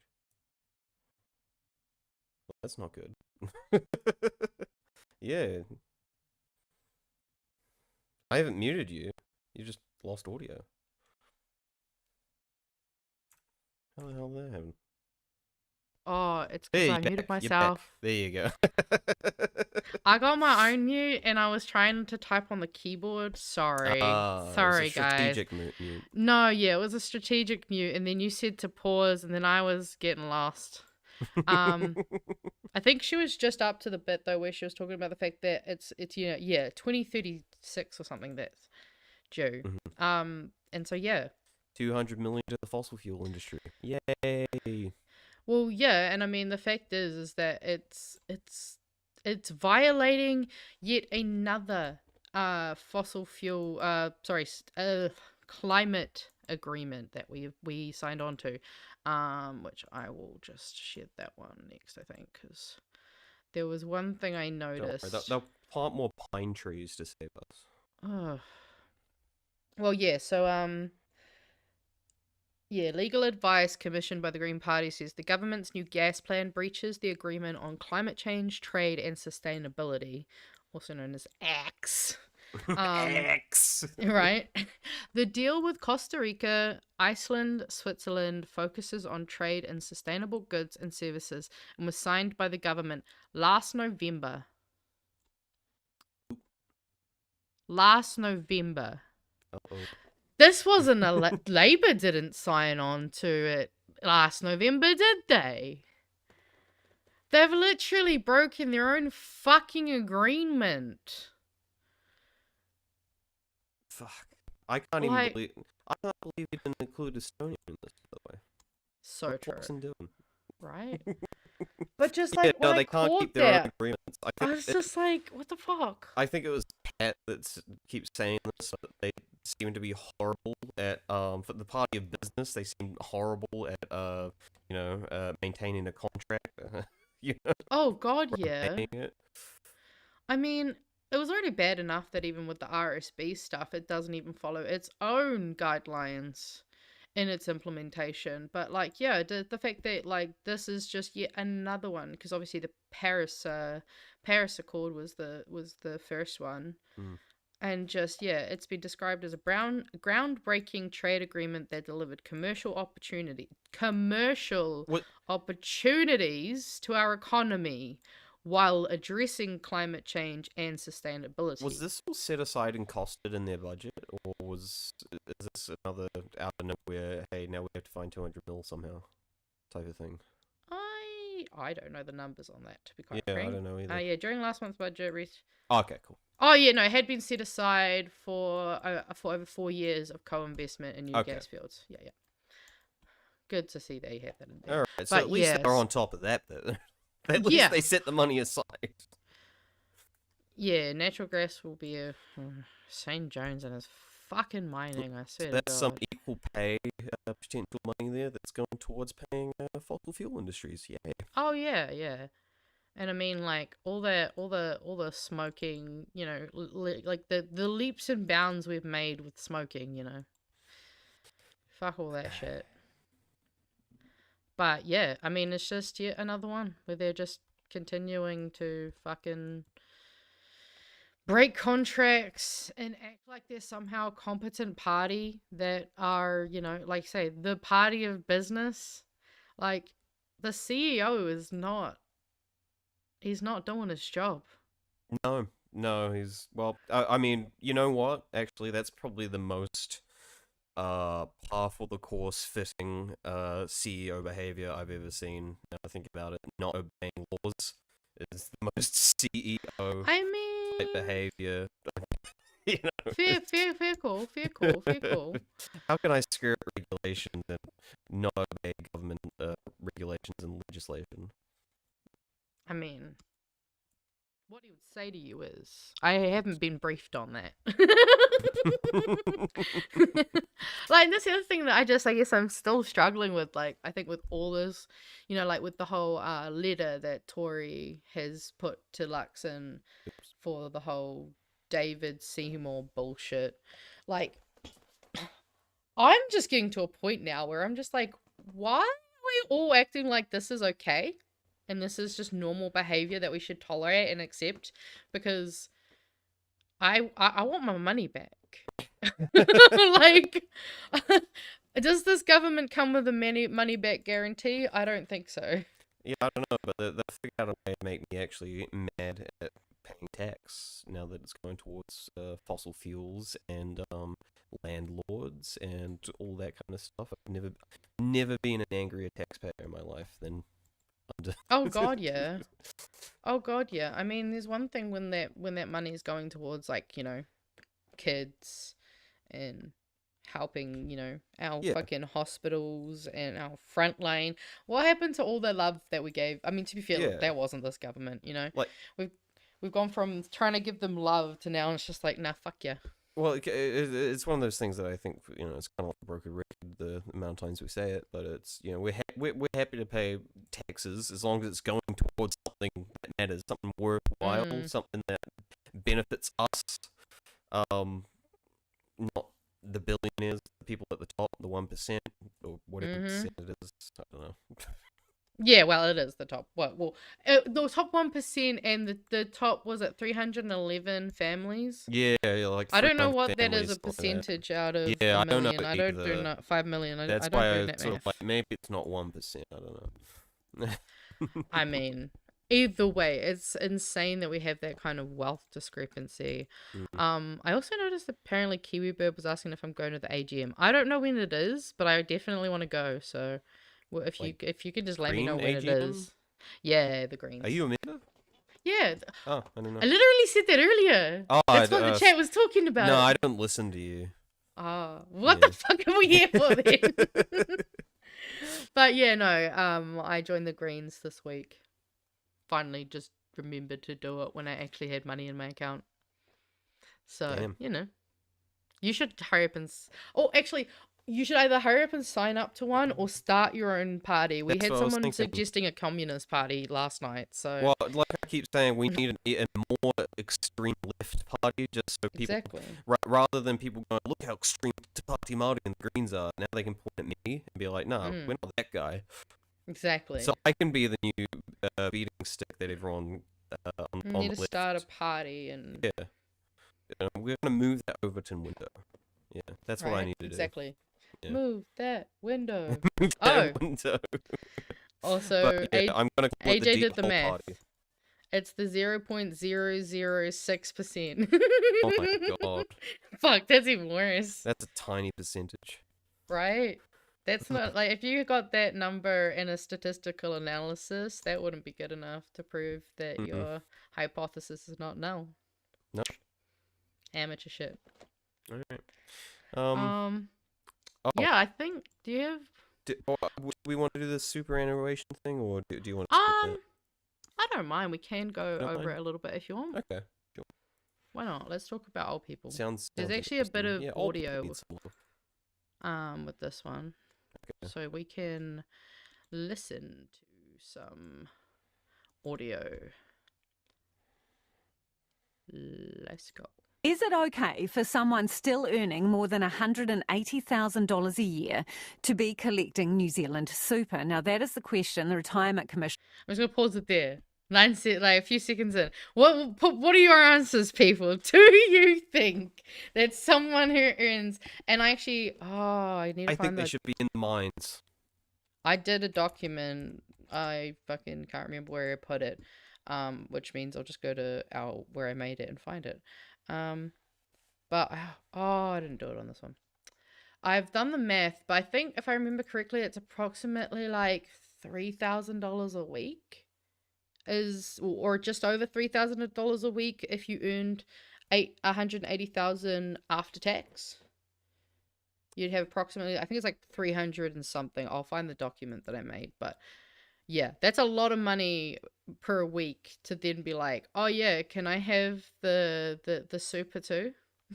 Mm. We'll let her talk. Thinks we should be asking ourselves as a country. Jane writes and believes the government should be considering means testing, what is currently a universal benefit, an idea she concedes is unpopular. Data from the 2023 census shows more than 9,000 people aged over 65 earn more than $200,000 a year. Another 33,000 earn between $100,000 and $200,000. Finance Minister Nicola Willis has previously confirmed the age of eligibility for superannuation is still on National's radar. Now, Treasury estimates superannuation will cost the government about 18 cents of every dollar it collects in tax, or more than $24 billion this year. So our Auckland reporter Evie Richardson asked people what they think. I'm here on the streets of Auckland's Remuera to ask locals who they think should receive super and Also, Remuera, for people aren't aware, is a pretty fucking... It's a nice place. Yep. They have a really fancy Foursquare, because we stayed there for My Chemical Romance. And I just remember taking the bus. No, I stayed near the Foursquare, Remuera. Thank you very much. But yeah, it was fancy. That's like rich white people area, just for context, in case people who don't know Auckland. Anyone over 65 that's been working in New Zealand all their working lives, I think they've earned it by then. Oh, I think means testing is right. Yep, people who don't need it shouldn't take it. I actually agree. I think it's a very generous scheme, and people earning over a certain amount should be means tested. Who do you think should receive superannuation? All the people who've paid tax until they're ready to require their superannuation. That distresses me to think it would be means tested, because I've paid tax towards having a superannuation when I leave work. I'm now here. She gets so weirdly like, how dare you suggest that? I did find the numbers though. So in terms of, I guess I could probably bring it up, couldn't I? I should. Let me just figure out what I'm doing. But because I went through and I had a look, because obviously when it comes to superannuation, like, it does obviously get taxed differently based off what your code is. And so I was kind of just wanting to compare. Can I open this on? I haven't shared from my computer before yet. Sorry, fam. My brain's going, how do I share this one? Oh no. Am I going to have to do it that way? Yeah, nope. That one. Here it is, actually. Oh, I did it. Cool. So... I just wanted to get some kind of perspectives on the numbers that they're talking about, because they said there is approximately 9,000 people who were earning more than 200,000 while being eligible for KiwiSaver superannuation. And so so 2,690 would be your approximate take home pay if you were earning $200,000 a year. That would mean that you would be still entitled to, here it is. You'd still be entitled to superannuation of $223 per week, which doesn't sound like a lot of money, but these are people who are already getting 2.9K a week. Mm-hmm. And that extra $223, like, it seems like it would just kind of be very insignificant at that, like, not very insignificant, but pretty insignificant to, what you actually realistically would need to survive on and be comfortable. I'm wondering if they've cost tested this at all, or if they're still just floating it, because I mean, something to consider, because right now this is a universal benefit, So Yeah. it goes out with minimal administration or anything like that. But once you start having to do the mean testing, that's a lot more costs that you have to do to manage this system. So it's like the same but opposite argument for a UBI, whereas you pay so much paying people to go through run the whole WINS system that out the front end and the back end that it winds up actually being more or less cheaper in the long run just to actually give out a universal basic income to the entire population. Yeah, well, I mean, to be fair, even the fact that this is technically a universal income, yet, the fact that students can't even get like the same, I definitely think there is always that argument, but I kind of actually agree with one of the comments. AJ says, means testing a universal benefit is stupid. Just tax the rich, keep the benefits. And I totally agree. However, they're not going to do that yet, at least for a long time. So for now, I think for me in this current kind of, I guess, situation is that I do think that I don't think it needs to maybe be too like tiered, I think even if you just had a literal cutoff point, because the thing is you can go through and you can do the math in terms of, how much do these people end up kind of getting per week, because the thing is if you don't earn that, you're only going to be getting like $400 a week to live off versus someone who is only getting $200, but that's because they get $3K a week. It's very much in terms of, I think that's where for me I'm like it does feel like there needs to be a difference, because like you can obviously see that they have different codes here, so MS, SH, ST, we all know how those kind of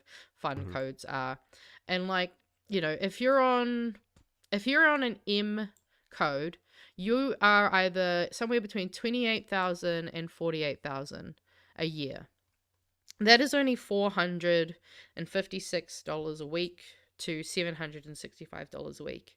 Now, that 400 is definitely going to make or break a lot of the difference of someone who has only that kind of income. And I think that's where, for me, it does feel like there needs to be at least some kind of cutoff for those people who are just like, what do you need with that much money every week for the rest? It's a lot of money. I mean, well, these people still get taxed too, don't they? So. Oh yeah, but this accounts for all of the taxing. Yeah. I do think that, obviously I can see the argument thing, but I think it's one of those things of, yeah, but like put in just like, why does it have to be so you have to get exactly this back out of it? Like there needs to be a little bit of leeway, I think. I don't know, because I guess this is kind of a test of my morals, maybe slightly, but I feel like it's probably better to fuck them. Nah. Sorry. I mean, to extend the fair hand and say, to the people who are earning more, like, hey, we're ready to play fair and do this even-handedly and give you exactly the same as all of us, because at the end of the day we're all kind of the same. Ultimately, we're from the same population. And we want to treat you as equal as we can, and we just make that back by taxing your billions of dollars or whatever. Well, that's the thing is, if we were able to do that, then absolutely, I'm with you there. But I think that's where I'm like, we're currently caught in a situation now where that is not like, I definitely think that fundamentally that is where I would like for it to sit. Yeah. But at the same time, if we say, oh, well, it's fair to let the, these super wealthy people get an entitlement that's honestly not really going to change their well-being, their life, just so that people who need it definitely can. Because the thing is, like, yes, it would be more fair that way, but we also live in a society now where the inequity that exists in our systems is getting too big. Yeah, the wealth distribution gap. Like, if we didn't have a gap that was so fucking horrendous, then absolutely. But the thing is, we have to actually kind of at some times address the fact that we do need to consider those things in terms of how we decide things, because Yeah. there definitely needs to be money that we as I guess a society in this country go, look, I am more than happy to put this money aside to help people who honestly probably haven't had great lives or have had something happen to them that means in their later life they really, really like rely on that money. Yeah, I mean, I suppose I can see that better now. Given the current conditions and under the assumption they won't change anytime soon, that does make the argument for implementing this stronger, I would say. But in an ideal Well, even world, just putting yeah. I don't even, again, like means testing, I don't even necessarily mean in terms of like having big scales of it either.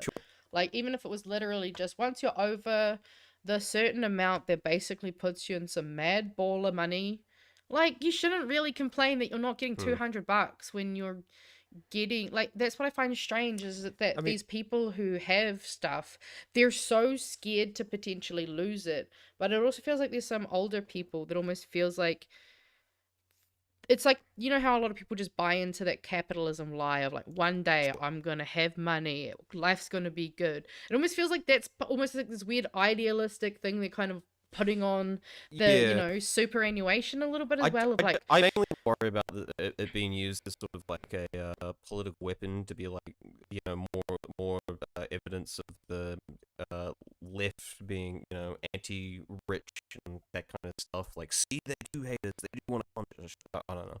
I think it could devolve into that kind of rhetoric type shit. But yeah, I don't know. Yeah, I mean, but also, like, I think actually MLB Kiwi kind of brings up a point of just, like, allowances and, like, benefits and that. These are all means-tested things. You know, like, I find it interesting that we're like, oh, means-testing old people, I'm not sure about that. But when it comes to poor, unhoused people with mental health issues, oh, that's when we got it. Like, because, like, again, it kind of feels like it falls into this thing where we overtly criminalize people being disabled or needing a little more support versus the fact that we were more than happy to consider that that's just something that's, oh, that's different. How is it different? Oh, meritocracy, that's how it's different, because you see old people, and I'm not saying you necessarily, but as a whole, a lot of people will see that and go, oh, well, they've earned it, they've worked their whole life. Maybe they didn't work their whole life. Does it matter? Are we as people, is our worth defined by exactly how much we've worked in an economic, like, environment? That just feels really, I guess, it feels like all the stuff that it's rooted in is kind of very much in, meritocracy, capitalism, colonialism, like, in of itself, I guess I find that, because, like, when they say, oh, you know, it's a universal benefit. So we're happy to have a universal benefit for old people, but fuck young people who actually probably would do, and like, think about it. Is it better to give someone this extra money at the end of their life so that they can enjoy it? Or would it be smarter to give it to them earlier in their life so they can set themselves up and actually be potentially more successful and have a better life because they've been given the means to actually build their foundation as strong as they can, you know? Actually give students the money so that they're not just going to uni and then working so much that they're not actually able to learn as well. They're not able to, you know, like most students' mental health gets absolutely fucked, and we just accept these things as fine.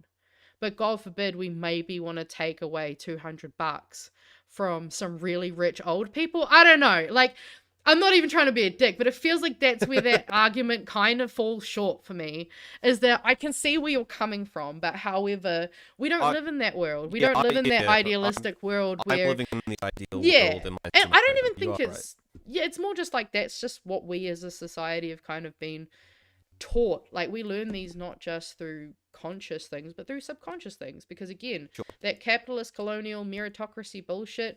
it's ingrained in a lot of us, you know, like we feel like we have to, you know, live certain ways and do certain things to be considered worthy of life, which is just so not good for our mental health. Like, we are worthy as we are.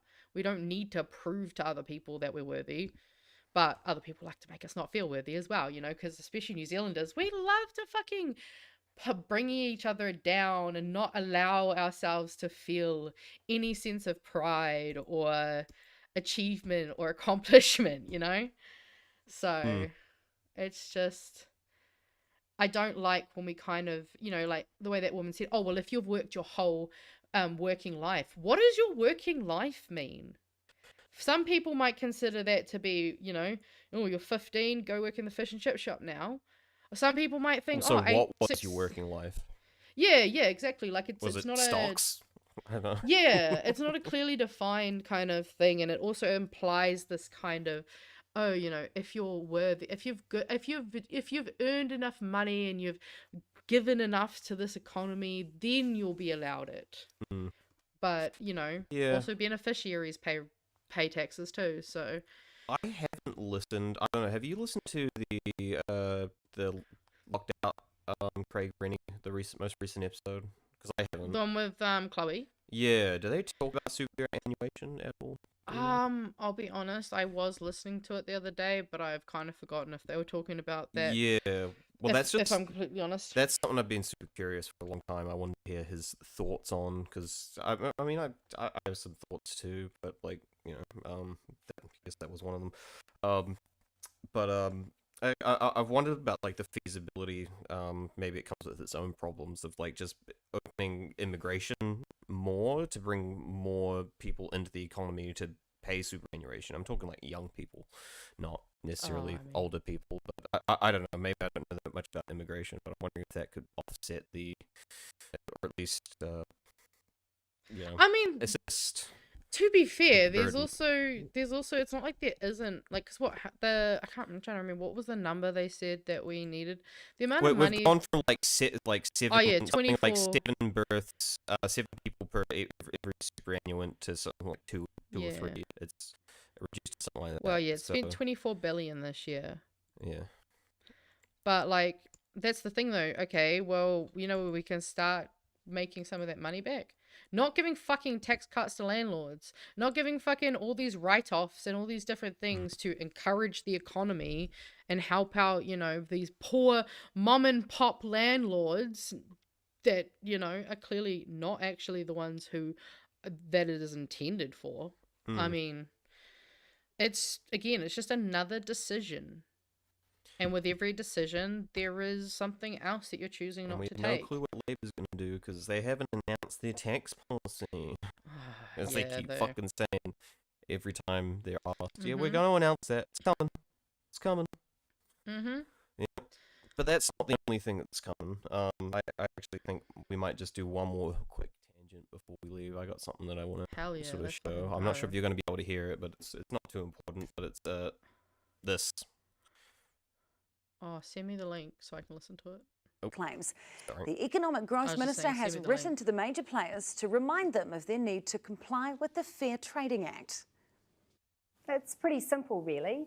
The price that's advertised to you at the supermarket or that you see at the aisle should be the same price as you pay at the checkout. Yet, surveys by Consumer New Zealand, court proceedings by the Commerce Commission suggest that's not the case. 2 Pack and Saves in Auckland have just pled guilty to misleading pricing, and there are prosecutions progressing.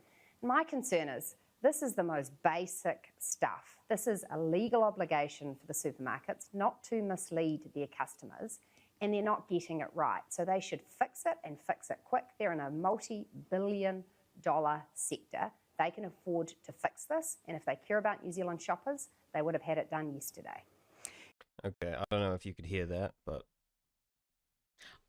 I'm currently listening to it on my own browser. Okay. So you start talking. Yeah. Well, I could just summarize it. Like, she didn't really say much, if you want. Oh yeah, go for it then. Yeah, well, it's I essentially don't want to listen to Nikki. Yeah. Like, I think that's as far as we're gonna go. We're briefly touching on this, but yeah, just more of Nikki. Just she even admits, like, apparently they've pleaded guilty in under, I think it was 2 separate cases in the supermarket sector currently of misleading prices under the Fair Trade Act, and I watched this entire thing. It's toothless. Like, again, there's nothing. No substance to what she's saying here. It's just more of the same. we're coming for you. We're coming for you. Where and when and what and how and all that crap. Who the hell knows? So concepts of a plan again. Concepts of the plan, and I just got Yeah. this little collage together right here of over the last couple of years of, you know, so going back to 31st October 2023, Soupy Wow. failure, Nicola Willis says third entrance needed to break up supermarket duopoly, Woolworths and Foodstuffs under Yeah. investigation by Commerce Commission, government action needed to break up supermarket monopoly playing consumer watchdog, Nicola Willis talks supermarket competition and economic forums kicks off. Right. Talks. Yeah, talks. You know, just more of the same constantly. Just look out, we're coming for you. Consider structural separation of retail grocery market. Economic growth minister Nicola Willis rules nothing out in supermarket reform. That was started here this year, and it's just been constant. It's just like non-stop with her. Just, we're gonna come for you. You guys better behave, otherwise we're coming for you. I feel like it's because she fumbled the theory so bad. She's trying to be like, look guys, I'm gonna do something, I promise. Yeah. Like, yeah, it just, to be fair, and I mean, it makes sense. Like, I know, I can't remember. I think it was maybe when you and I were doing a BHN and we were talking about how, what was it, Ems? I can't remember. We were talking about fascism and basically, you know, some of the key things that happen, you know, when it comes to fascism and those types of behaviors is they just give the appearance of doing something. I mean, she went and spoke. So I remember seeing one of the articles where she went and spoke at some stupid conference or some shit with a whole bunch of business owners or some shit. And it's just, okay, cool. Is that it? Like, Yep. is that it? Like, I don't know. It definitely seems like she's trying to seem like she's doing something. Well, yeah, and I remember I can't remember who the other day was talking about it. The whole foreign investor concept is going to be the savior here, and we're going to get like Costco and shit like that coming in to save the day with supermarket prices. I'm like, you don't want Costco. Who the hell wants Costco? Like, fuck that shit. Well, I mean, to be fair, like, I'm going to play devil's avocado. Because of how fucked everything is here, if it's going to enable people to actually be able to afford their groceries more, I am down for that. But this all comes again from bad competitive practices and bad regulation competition. Like, who was it? Warehouse was trying to break into the supermarket food industry because they were losing out against China with all the cheap Chinese shit. So they're trying to change tech to which has been really good. Yeah, the warehouse grocery stuff. Like, unfortunately, the warehouse in the town is gone, but like, it was good. Yeah, it might be good, but they're still not cutting the mustard for their finances. They're still not raking enough to be able to compete properly in that sector. And I mean, that makes sense. If as she said over here, which is really seriously considering a third entrant, you know, which was October 2023, you should have supported that move with the warehouse. You really could have done something there. I remember like one of the key products they were saying was the jumbo pack of Weet-Bix, and the Sanitarium stopped shipping that to them. They wouldn't give it to them anymore because they had to prioritize their big customers, which were Foodstuffs and Woolworths group. Which is just, and it's like if someone as big as the warehouse can't, you know, muscle in there, like who the fuck is gonna do it? Well, I mean, we could have the government have run supermarkets. I don't know. That's a pretty cool idea. Hell yeah, communist supermarket. Do Mum Dani. Let's Hell go. Yeah. Red Star supermarket. Let's do it. Right. I mean, hey, we've already seen, like, there can be different ways to do it. Like, obviously, that Whakamaru one was also partially, like, with donated. But, like, I mean, like, I and there remember was a lot of red in the Kaos scheme, so. I can't remember who was saying it, but I remember I was watching something, they were just talking about the fact that, like, you know, businesses like New World or the warehouse and stuff, they'll do initiatives that, you know, encourage us to donate. Like New World does those $20 feed a family bags, which are great, but New World could do that on their own. They don't need customers to do that. They just want to make as much money as they can while also seeming virtuous, you know, like it's literally virtue signaling. And I mean, don't get me wrong, at least at the end of the day, there is some people who will be getting food that they need, but we shouldn't be prioritizing businesses' profit margins over people's fucking needs. Yep. Like, it's wild. Same with the country in general. Just running government shouldn't be prioritizing making profit.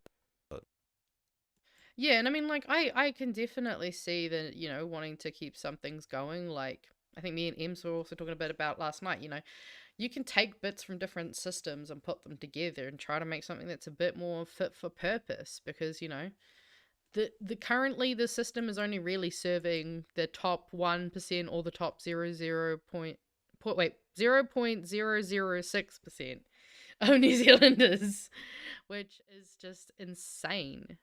Because, I mean, I'm sure we've all, like, the cost of living, when I was looking at some of the analyses, like articles, it was talking about how much butter had gone up and how much coffee. Fucking coffee has been the one that's really been getting me. Like, I don't buy butter because that shit's too expensive, even before it was $10. Now it's just like, I wouldn't even fucking bother. But coffee, man, that shit's getting insanely expensive. Like, I have sheets on my computer of all my grocery lists, so I can go back and literally see how much has been increased, and it's extremely considerable. damn. Hold on, I'm just trying to find something now that we're on top of the butter. Yeah, yes. This country loves to talk about butter. No, well, it's just this is another just quick tangent, I guess.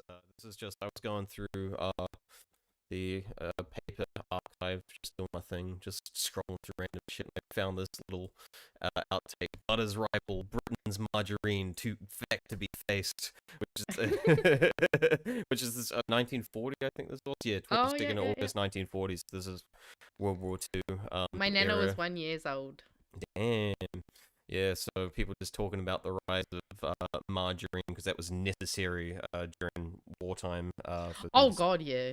My nan still eats margarine. She doesn't get butter. Like, my entire life, she has only ever eaten margarine. Which I hate, but yeah, even back then they were just like, we can't compete with this shit. They can just make butter out of nothing. Right? I mean, yeah, they kind of can, but. And I mean, I've been living off, I guess what you would call like a blend. I get those like butter margarine blend ones because I'm like, it's got to taste a little bit like butter. I can't handle the fucking hardcore full on margarine, or especially I can't stand that Olivani shit. No, I don't Olive like oil Olivani. tastes No. weird to me, and I'm not. If you like it, I love that for you, but nah, not for me, eh? Although I did see this, Will be frowned upon in New Zealand. I saw this really cringe kind of. Well, the whole TikTok wasn't bad. It was just this one part that was kind of cringe, and it was talking about why butter is so expensive, and it was talking about how obviously because Fonterra farmers, they're shareholders, so the more profit, the more they actually get off the butter, and they're like, so it's good because our farmers, our dairy industry, they'll get more money, and I'm like. Yeah, well, I just love this little statement here that apparently, I think it was the Australian Council of Industrial Research was suggesting that they should examine the possibility of making substantial quantities of margarine for shipment overseas. They go down and say, such a proposition will no doubt be frowned on by New Zealand dairy farmers. Like, God. It's been the same for like 100 years. It's like, oh god, yeah. Please the farmers. Right? It's all about pleasing the fucking dairy farmers. Which, I mean, those dairy farmers also exist on a lot of stolen land. I mean, when we went to the PA visit that we did on my course, like it's an old PA site. It's on some dude's farm. We actually had to note the damage that has been done to the archaeological site because bro's just like cut, because like it actually has like all of the different like structure and everything in there. It's a lot harder to see now, but like he's completely like, we thought it was the entrance. Nah, it's just because bro fucking needed to drive his quad bike up there, so he's carved a bit out so he can go up there. You know, like the amount of spaces that have been either taken or actually just, you know how they did their whole draining swamps to like turn them into usable farmland, that kind of stuff? Oh, farmland? Oh, I thought you were just talking about Dunedin. I mean, I know that because again, at the past site we visited, it was also, there used to be a swamp, because originally the papa was set in the swamp, because that was part of the tactical strategy of it, was that it's a lot harder to be attacked by people if you're surrounded by swamp, because they can only come in through one direction, and the back of it basically was like a cliff, so you wouldn't be able to like scale it very easy, at least not without getting noticed. And like, yeah, that whole area, there's no swamp anymore, which my brain still sometimes goes, how did this used to be a swamp and now it's not? But, you know, I'm not one of those people. I'm not smart enough to know that shit. Alright, well, yeah, we were gonna make it a quick show. Yeah, still not as quick as I thought it was gonna be, but, you know, nah, 2 that's hours. what she said. Yeah, it's not as bad for us. It's... Right, for us. So far, we've done like 3 hours, I think, the last 2 shows. So. Yeah. Anyway. Although, I figured you probably might as well play the outro song, because this time we should actually stop it when the song ends, and I don't get excited and just listen to it. Yeah. Alright, so yeah, we're gonna end the show, guys. Thank you very much for joining us tonight. Yeah. We really appreciate you spending your Saturday nights with us. Yeah, thanks for wasting your time. Right? Hey, to be honest, this is a more productive 2 and a bit hours than I would have if it wasn't. I'd just be watching dumb bullshit on TV. Me too. Yeah. Right? Alright. Well, I hope you guys have a good rest of your weekend. Thank you very much for joining us, guys. Yeah. Hey, man, the fuck you mean you ain't heard no fucking... Does the beat go on? How come all this conversation, me? How come all your ladies, they want me? 1 to the 3, 3, 7, I'ma lead. Bouncing both ways back to the bed, that's greed.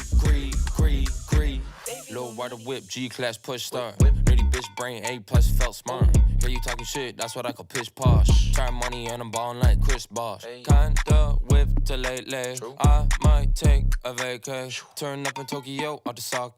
If you pull it with a sword, we gon' parlay. Parlay beer, yeah, you better stand clear. Watch Marley and me, and I did not shed a tear. I'm a tough guy. You wimp, girl call me and she tired of the shrimp. Check the limp, I ain't talking about my dick. Yeah, my knees hurt so much, I walk like a pimp. It's so simple. Pull. Girl, you thought I fold up like a book, but I'm a Kindle. Haha. How come all this conversation, me? How come all your ladies, they want me? 1 to the 3, 3, 7, I'ma lead. Bouncing both ways back to the bed, that's greed.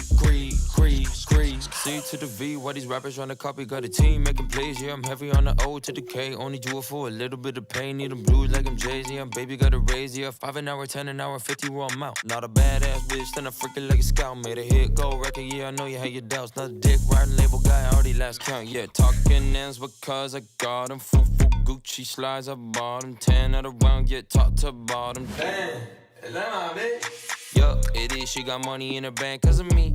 Now I'm 20K, last year I was free. All my blood diamonds ever do is gush and bleed. You. So how come all this conversation, me? How come all your ladies, they want me? 1 to the 3, 3, 7, I'ma lead. Bouncing both ways back to the bed, that's greed.